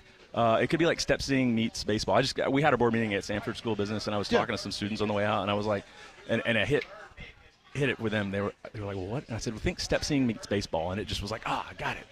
So, All right, so I'm coming out of retirement. I can umpire. We can umpire together. We need umpires. See, we really do. I can hook you up there. Yep. I can hook you up there. All right, so YouTube and Instagram at World Baseball League. Yep, and you can find our links there on those sites too. There's a little bit of entertainment on YouTube. It's a little tongue-in-cheek, but it's something to have some content out there for people to find entertaining and learn a little bit more about us. You can also sign up. There's an Eventbrite link that you can register if you're a player, entertainer, what have you. It's like, again, every practice is free to join. Come on out and see us. We got hot dogs, great hot dogs, great coffee, great merch, and a raffle every time. There's always entertainment. You know, with World Baseball League, it's not going to be one game every month or something like that. It's the special promotion. You know, it's like we want every game to be the special promotion. Oh, wow. Okay. So you get to see a nice entertainment. You get to see some kind of giveaway. It's really fun. That is Brandon Hill joining us here on Three Man Front, the World Baseball League at Rickwood Field. So we will put all the information up on our socials so we can get the word out. Brandon, it's great to meet you. Pat, thank you. Appreciate Brandon, you coming by. nice to meet you, man. Absolutely. And this is Three Man Front. We're live at Social Taco. We're back after this.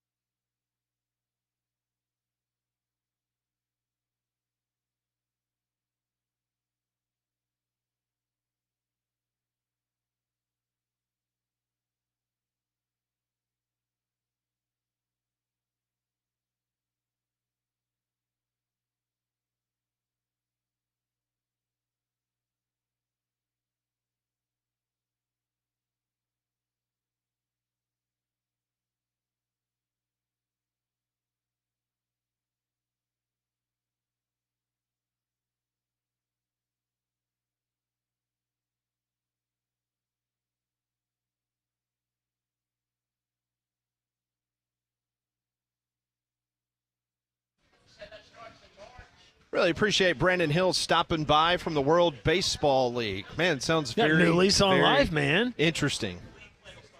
Man, my rotator cuff. No, I'm talking about umpiring, man. Oh, yeah. I was Come about on. to say, yeah. I'm wearing icy hot to do a radio show. You think I'm going to get out there? Yeah, too many BPs to Connor and Dylan over those years, man. That's because you care and you're a great dad. Ah, man. Fun times. So, yeah, the World Baseball League, Molly is in the process of sending out all this information. Very easy for you to access to get more information. So if you're interested in being a part of the World Baseball League, go out there on Sundays at Rickwood Field and have an opportunity. Sounds like a lot of fun. It is. It certainly does. And you think about Prize Picks, and I talk to you about Prize Picks every single day, but Prize Picks, it is a great way to enjoy your favorite sports action, and they make it really, really easy. Here's what you're going to do. You're going to download the app because the big game is almost here. It's the one coming up this Sunday, wink, wink. It's now or never. Don't miss out on the last football game of the season with Prize Picks. It's the best place to win cash while watching the big game. Prize Picks is also giving away a free pick for the big game, where one of the starting quarterbacks will only need to throw for 1 yard. And if you're correct on another stat projection, just one more, you can win real cash. Just to give you an idea, you're going to download the Prize Picks app, sign up, fill out all your information. Once you set up your account, your first $5 play, win or lose, after you enter promo code WJOX, you get $50 instantly to your account. It's not a thing that's going to take weeks. There's no mail-in rebate. They're going to do this within 15 minutes. It should be credited to your account. So download the app.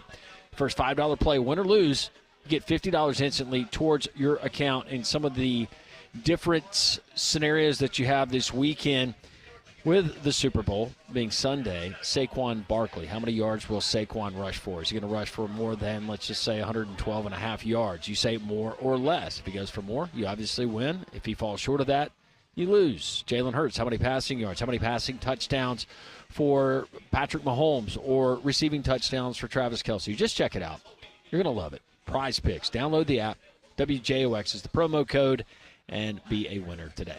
So tonight, Oklahoma visits number 1 Auburn. That is an 8 o'clock tip-off. You can hear the game right here on Jox 94.5. Auburn is seeking its 14th consecutive win. They're undefeated in the SEC, 8-0, 20-1 overall, 12-1 in quad 1 games.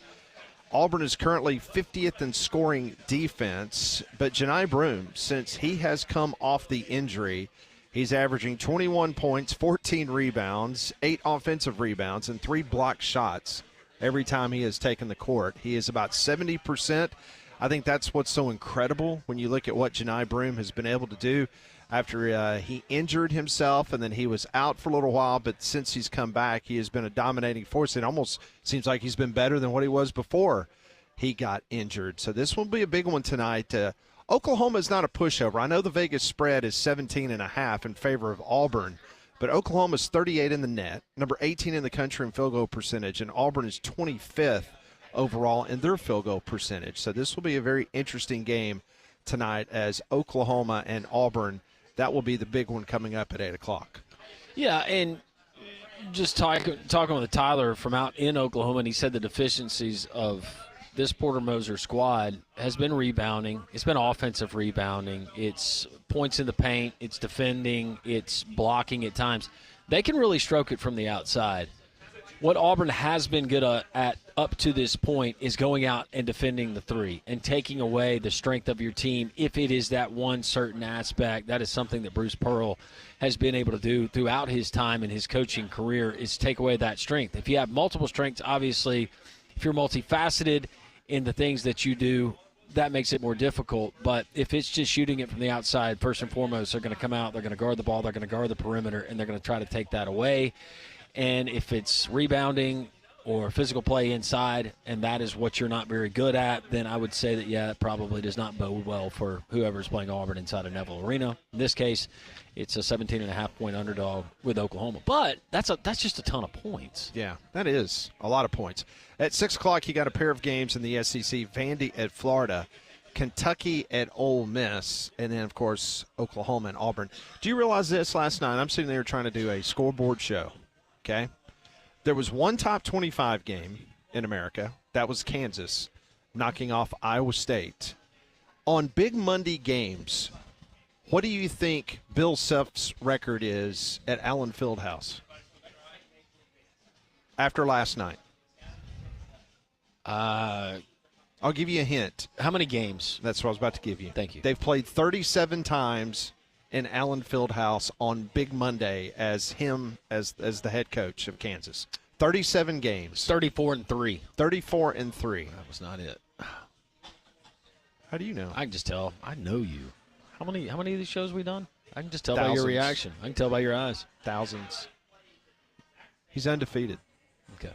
He has never lost at home on Big Monday. Incredible. And they beat Iowa State. Iowa State's got problems now. I mean, Iowa State was number 3 in America. Losses. Yeah. I mean, they got problems. But, yeah, Bill Self and Ryland Griffin, the famed former Alabama player that Conrad wears his jersey sometimes. What do you think's going on at Iowa State? Too many me's? Not enough we's? No, I don't. I'm not saying they're not going to make the tournament. Scandal. But no scandal. Huh? No. But my point being, in all of college basketball, I think there's what, how many teams, Conrad? 363? 364. 364. Sorry, I was one short. 364. How many games do you think were played last night across all leagues? Out of 364. So divide that, obviously, 364 divided by 2. Which would be what, 182? Mm-hmm. 182. A possibility of 182 games could have been played last night in college basketball. How many do you think were played? 8. I will go 22. 21. Okay. Very good. Yes. What'd I win? Just the adoration of our listening audience. I just want you to be proud of me once, Dad. Keep trying. Yeah.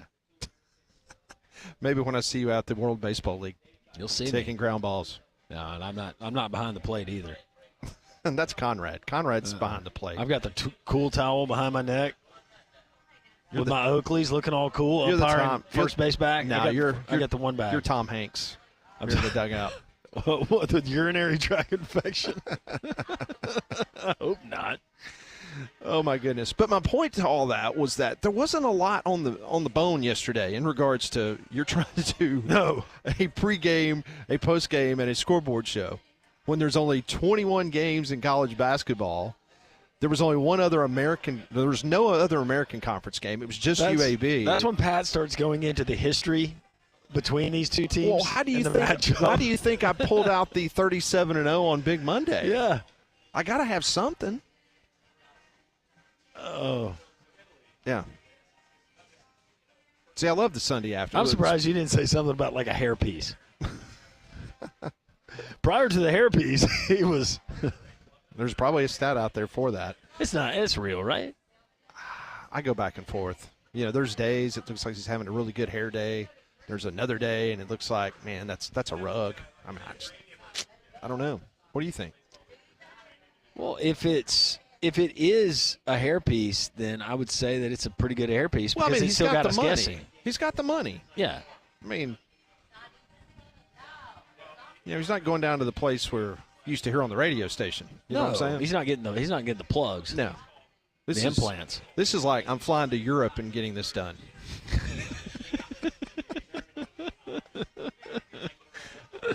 Molly's just sitting over there going, what are they talking about? Getting this done from the top hairpiece maker in all the world. Yeah, he goes to Luxembourg. There's a 2-year waiting list to get in front of Hans. Yeah.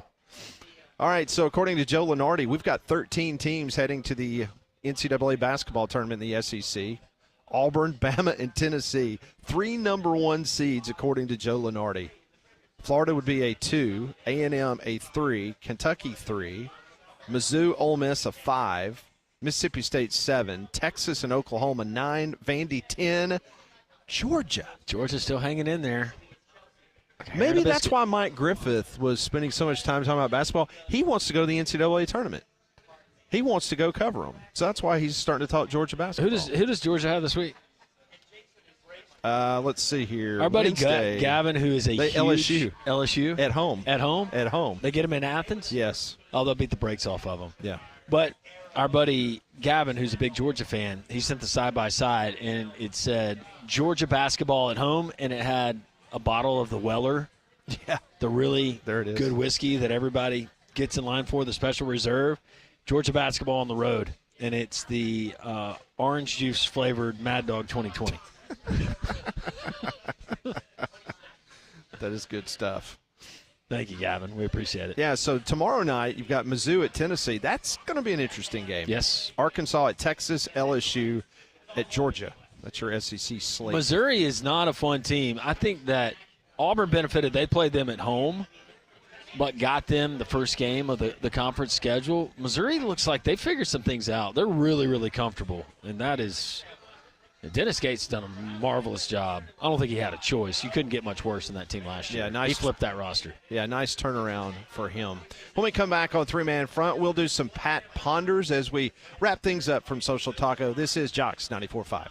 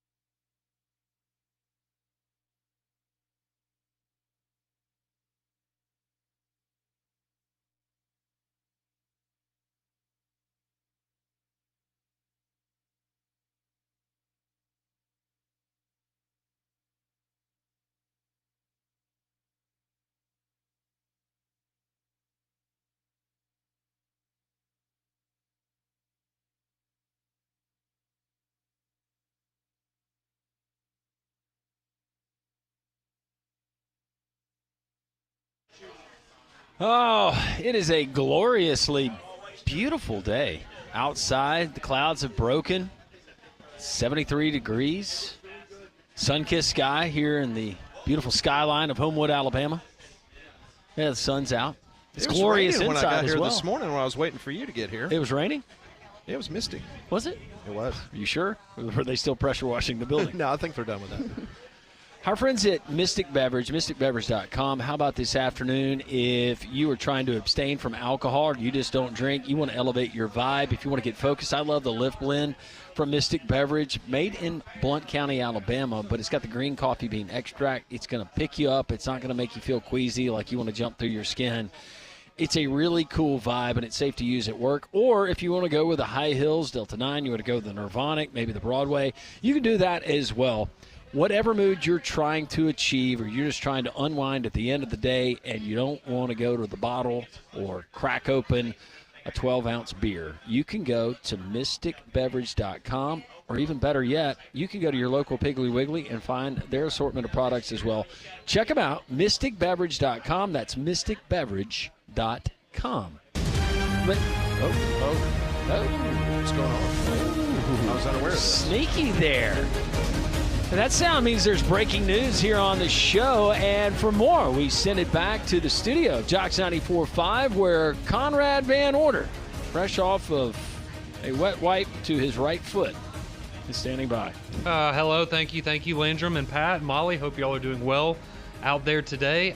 We do have some breaking news about the Twitter account of one Kirk Herbstreit, surrounded by a lot of controversy this college football season. If you remember, Mr. Herbstreit did an interview where he essentially said that he does not operate his social media accounts correct. It is his son who posts for him. Am I correct in that? Yes, that is correct, sir. Okay. So, Kirk Herbstreit has been active on Twitter, or so we think. We don't know if it's him or his son. But he was actually congratulating our friend Barrett Salee, as we did earlier, on his new gig with the Atlanta Braves radio. And somebody responded to Kirk's tweet congratulating Barrett and said, "Reminder, this isn't Kirk. He deleted his Twitter account or it is run by his son and his friend." Just reminding all of us that that was actually not Kirk congratulating our good friend Barrett. Well, Kirk Herbstreit responded by saying, quote, "Not at all. I just took a break from it during the season. I think Twitter is great and I enjoy the back and forth with fans. Sorry for any confusion," end quote. So naturally, he had some people respond to that and say, "No, Kirk, we all saw the interview where you said that you don't actually run your Twitter account, so what's going on here?" So Kirk Herbstreit then, to clarify, this is his final comment on the matter. He said, quote, "I had a lot going on with my family and found it best for my own mental health to avoid the trolls and people with bad intentions, so I just decided to avoid the noise during that period. My son posted a few things for me once in a while. I did that interview with Andy and Ari when I stepped away back in December. I get on periodically now, but I'm not a big fan of the negativity," end quote. I'm not either, Kurt. So I guess Kirk Herbstreit is now back running his Twitter account, but that still doesn't change the fact that we know that he was on it during the football season and posting stuff on his own. And it still doesn't change the fact that Mario Cristobal is number 11 on Ari Wasserman's That's right. top 25 coaches list. These are the real issues here. But here's the problem with what he just said. So moving forward, you cannot think that anything that is posted under that account, whether it's his son or it's actually Kirk's opinion, like you've just harpooned that account. I mean, you know, did he do that on purpose in regards to try to make it kind of a shadow account to where, okay, I'm really saying this, but then he can blame it and say his son's the one that said that Mario Cristobal is a better coach than Lane Kiffin. You see what I'm saying? Yeah. I mean, it's just I just don't understand why, and this is not just him, it's a lot of coaches and people that seem so obsessed to declare, "Oh, I don't see anything that's on social media," and then they immediately comment on something that was circulating on social. Like, why can they just not accept or admit first off, that they look at that stuff? Well, first off, you know my motto that I have said from day one on this radio show, that every single coach is a liar. And once you understand that, everything comes into proper perspective, okay? It's like Hugh Freeze. Hugh Freeze saying, I'm not on Twitter. You know, my daughter sends me the tweets. Are you kidding me? Yes, he's on Twitter. It just seems like a silly thing to lie about. Yeah, I mean, there's just no point in that. Nobody believes that. Do you believe it? Do you believe that Hugh Freeze does not look at Twitter whatsoever? Just like when a coach would tell me back in the day, I don't read Paul Feinbaum's articles. I do not know what Paul Feinbaum has written about. I don't know. By letter of the law, if somebody showed him a post, I find it hard to believe if you're you never see anything. Whether you see now, what I'm not was saying on that they're Twitter on a posting. computer I'm screen. not saying No, I know, posting. but just seeing it in general in some way, shape, form, or fashion. Because I don't believe that. Because if you are out there on the recruiting trail, doesn't matter who you are, you have to halfway pay attention to that. I know you've got people in your office that handles that, but come on. I mean, you cannot tell everybody. Well, you can still look. It's just, are you actively? Because yes, I think it would be irresponsible not to look at certain things when it comes to recruiting. Yeah, I don't believe any. Or if it's brought to your attention, even if you glance at it, technically you looked at it. Oh well, I don't know. Well, and all these people have egos too, and you think they don't go and look at and see what people are saying about them, whether Well, positive that's or part negative. of it, Conrad. I think right? part of it is a defense mechanism, and if there has been criticism, if you put it out there that you're not reading it, you're not looking at it, you're not actively on it, then maybe a lot of that criticism goes away because those people in turn don't believe that they're actually getting to you. I think it's really Maybe stupid. So. It is dumb. All right, so are we supposed to believe that he is on Twitter or off Twitter? He's I'm on really, Twitter. I'm really confused now. I think he's on Twitter. The only person I would have believed is Nick Saban not being on social media. 100% would have believed that. Now, do I think people showed him stuff and he didn't know what it was? Yes. But no, All right, I so- don't think he had a social media account. Same thing with Bill Belichick pre-Jordan. Now it's different. What do you think he called it, Nick Saban, when he like? I just saw a video postcard. Something like that. There's that clip of what did Bill Belichick say, like face snap or snap book or whatever. Like he was combining all of the different I just social saw media a fruit platforms. phone portrait. Face space. Face space. Space. Liam was watching a movie this weekend. It was like 2008. Yeah. It was like a rom-com, and somebody was on their MySpace page, like doing stuff. You know, I love documentaries, and I've gotten really snooty when it comes to my documentary. If it's a documentary that's not shot in HD, You won't watch it? well, I'll watch it, but the whole time I'm not enjoying it as much as I would because I feel like I'm watching an old JP game. Dirty windshield? Yeah. Is that what you're talking about? Yeah. All right, so you're telling me that Kirk is back doing his Twitter account. Now you're going to tell me that Juice Kiffin does not post himself. Is that what you're telling me? Yeah, see, I don't Oh, believe that's- that for a second. That's all juice. Whatever. That's all juice. Okay. I was about to really have my mind blown if y'all are going to tell me that Juice Kiffin is not posting on social media. No, that's definitely him. What people don't know is, you know where he learned to post and to read and write? Auburn. Oh. Mm-hmm. Their veterinary school. They work with yeah, they work with Labradors. You know the Labradors or the dogs that they've trained, and Auburn University was part of it, but they can smell a firearm from a certain distance to keep malls and other public places safe. Right. Yeah, well, they have a wing of that particular school, and I was told that Juice, under Juice the dark attended? of night, yes, he was attending. Maybe that's why Lane Kiffin had interest in the Auburn job. I was about to say, was that part of the deal to try to convince him to go to Auburn? Well, I think that he thought he was going to get the job, and he had gone ahead and enrolled Juice and already paid for the classes. Well, I'm glad to I know that love they still Juice took care Kiffin. of him. I do love Juice Kiffin. It's a good Twitter account to follow. Yeah, I'd love to adopt him. All right, when we come back on Three Man Front, we'll do some Pat Ponders as we wrap things up. Paul Feinbaum show coming up at the top of the hour.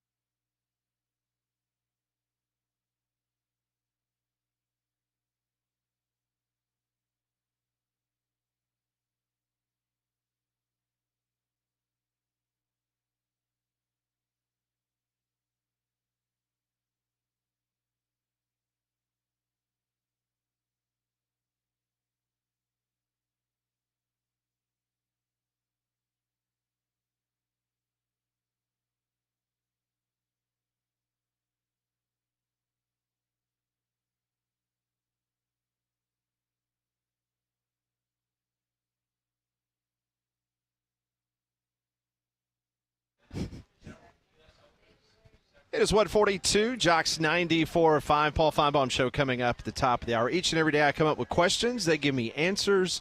Brought to you by Courtesy GMC and Trustful. This is Pat Ponders. I want to know what you're thinking. Tell me what's on your mind. It's time for Pat Ponders. Brought to you by Courtesy GMC and Trustful. Visit their online inventory at courtesybirmingham.com. Question number 1. Low end. The get-in pricing for the Super Bowl is now hovering around $3,300 per seat, down by nearly 30%, levels seen just a week ago. Why do you guys believe that Super Bowl ticket prices are dropping?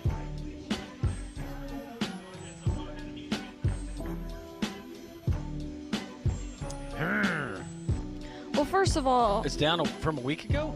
Yes, it's down 30%. It's now down to $3,300 per seat. That's the get-in price. That is down 30% from last week at this time.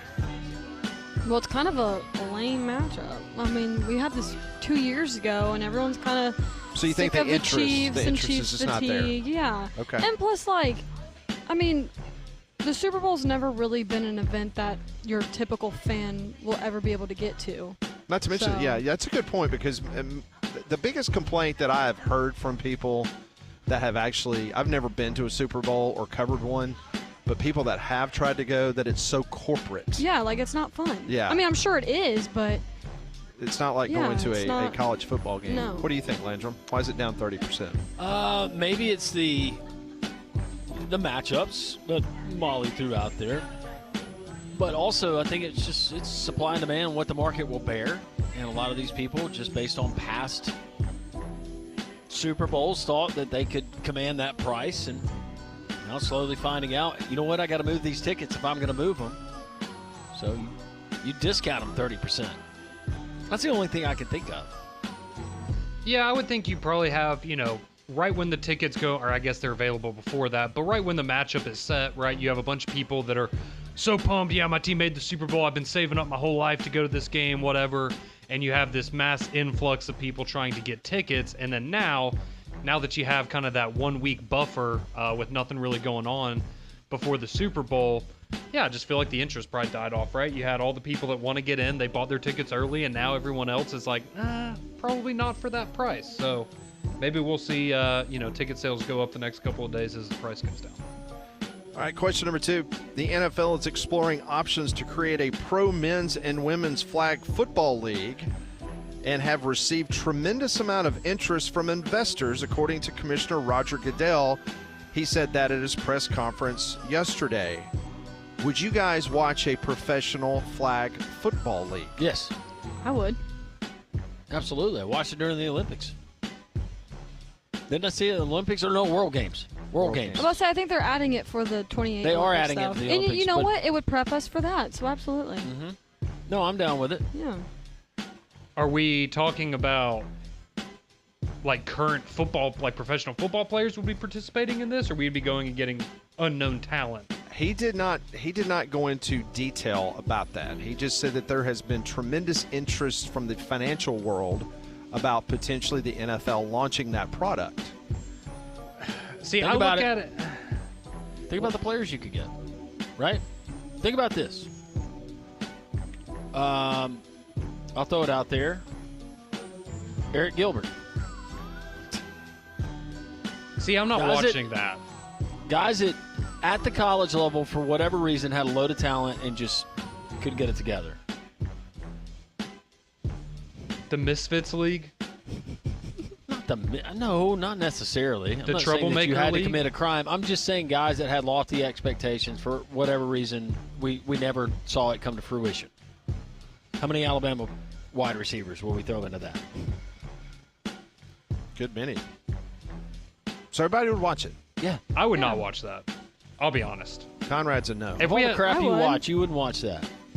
No, I don't want to watch random people play flag football. Now, if you got the NFL, like that was the allure of the Olympics, right? Now, if you've got Tyreek Hill or Patrick Mahomes or whoever out there playing flag football, I'm all for that. But, you remember the quarterback, the flag football player that got upset that they were going to invite NFL players for the Olympics and he wasn't going to get an opportunity over NFL players.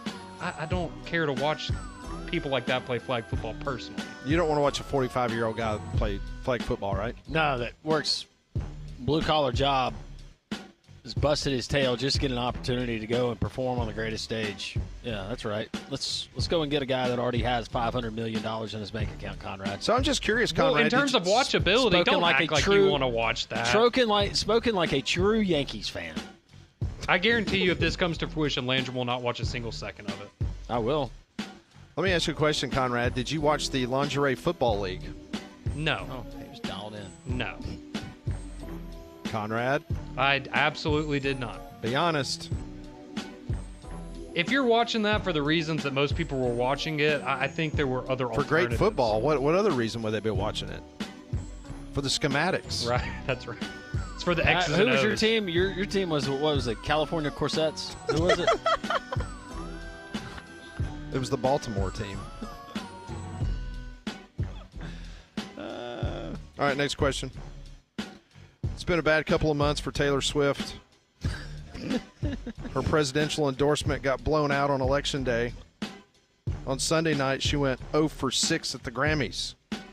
So the question is, should Travis Kelce break up with her prior to the Super Bowl to avoid the Taylor Swift curse? No. Don't break up with her. Why? You'll get a hit song out of it. I don't want them to break up, though. It's so sad. She's toxic. Maybe she breaks up with him so she can write a hit song and She win a endorsed Grammy next Biden. year. Biden gets embarrassed on Election Day. She goes 0 for 6 in the Grammys. Yeah, she won Album of the Year last year. She's okay. That's last year. We're talking about now. She's okay. Travis Kelce won the Super Bowl last year. So my question is, should Travis Kelce break up with her No. before the Super Bowl? Because who's going to get blamed? I think it would improve ratings. I think it would too. He needs to break up with her for Sabrina Carpenter. That's the natural progression of this. Yeah, the new king, the new queen of pop. You know, they like toured together. That even better. Yeah, see. He already knows her. Was Kelce there seeing his supposed girlfriend or Carpenter? Even go. See, Taylor Swift's like, do oh, this. it's so cute. Travis and Sabrina just get along so well, and meanwhile they're actually flirting. It's He like, breaks they just up with are her. the best of friends. He breaks up with her. She shows up in a Saquon jersey. You're kind of. You like where I'm going now? Kind of creepy. I don't think Saquon's details wife here. would appreciate that. Oh no, it's just I know. used to be 87. I mean, she's toxic right now, man. Maybe she likes Dallas Goddard. Maybe she likes Goddard. No. Maybe another Kansas City tight end. Let's play What If They Mated. What do those kids look like? Well, thanks He's to actually AI, we going- know what they look like. He's actually going right now to. Dallas Goddard, Taylor Swift. He is actually typing that in, folks. If they mated. If they Oh wow, made that's good thing that's not on a company computer, right? No, it's on his laptop. I'm very curious to know what even pops up when you Ooh, Google Dallas Goddard said that he did reveal that Taylor Swift is not on his personal playlist. Oh, drama. But he was very complimentary of fellow tight end Travis Kelce. So no baby pictures? You remember that. On the late night talk show, Yes. Was it Conan O'Brien? I think so. Is it the Conan show? Yeah. Yep. That's pretty good. Yep. All right, next question. Commanders owner Josh Harris said yesterday that the franchise plans to stick with their current name, and he's not considering a rebrand. Has the Commanders' name grown on you, or do you guys feel a rebrand is in need? I don't know if it's grown on me. I've gotten used to it, but I it's don't fine. love it any more now than I did the day that they announced it. I wish they would have gone with something like the Red Tails, or I'm trying to remember what was the other options we had. I was okay with just calling it the Washington Football Team. I like that one. That one actually did grow on me because it was unique. Mm-hmm.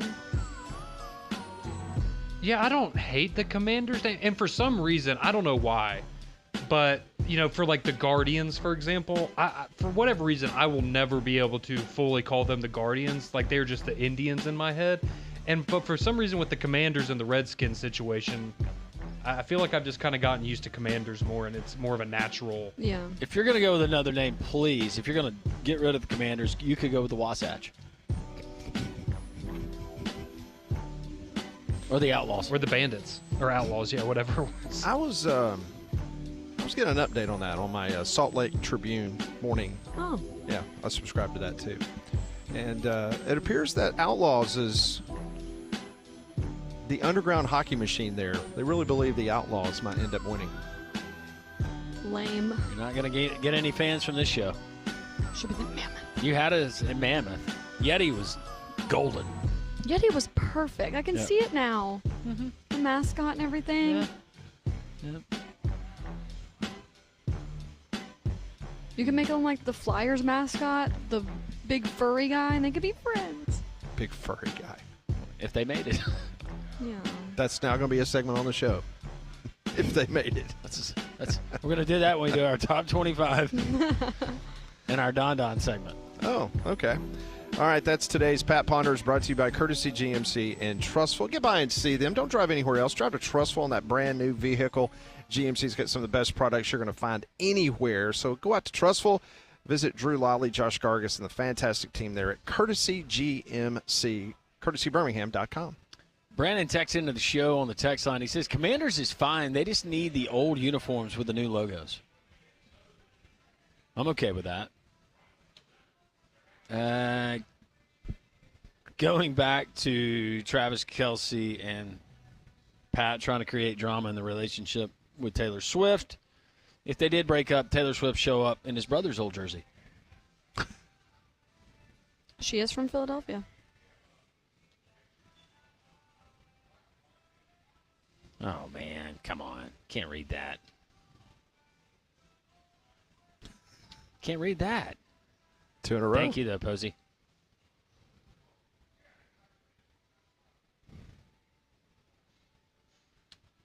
You're hitting your stride here. We have hit a consecutive streak here of texts that cannot be read. They saying nice things about Taylor Swift and Travis Kelce? No, this is other stuff. All right, here's one I think we can read. You think? This is Victor from Memphis. I think Kirk Ferentz should be on the list. Where was Kirk Ferentz on Ari Wasserman's? I want to say in the top 20. I think he was 20 exactly. Was he 19 or 20? He was 20. Okay. I don't know the context of this, but Daniel's saying BYU is in the Big 12. Okay. Nope. Can't do that one. You read that one, right? Yeah. Yeah.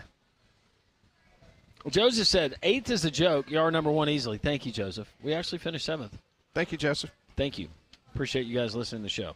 Hey, if we start doing If They Made It every day, we'll be number 1 in no time. Yep. Take it straight to But the you top. can't get that in Columbus, Ohio. No, you can't. Probably talking about Ryan Day or something stupid like that. Not enough Group of 5 love in the top 25 coach rankings. Where's Jeff Monken? We mentioned Monken should have been Spencer in there. Danielson, John Summerall. All good names. Did not make the list. Redskins were a brand. Go back 1 to the minute. Redskins and quit giving in to the wokeness. Thank you for the text. I'll be honest with you. There were some heavy rumors out there that Harris, the owner of the Commanders, was thinking about and going through the process of maybe changing it back. So I think it took some people off guard yesterday where he admitted that they are going to Revisit it? Now keep it. Okay. Keep it the way it is. Maybe do some tweaks maybe on – NFL's got some weird rules in regards to how many years between uniform changes and helmet redesigns and all that kind of good stuff. So, No chips in the football. nope. That's going to do it for us at Social Taco. Thank you so much for making us a part of your day. The Paul Feinbaum Show is next here on Jocks 94.5.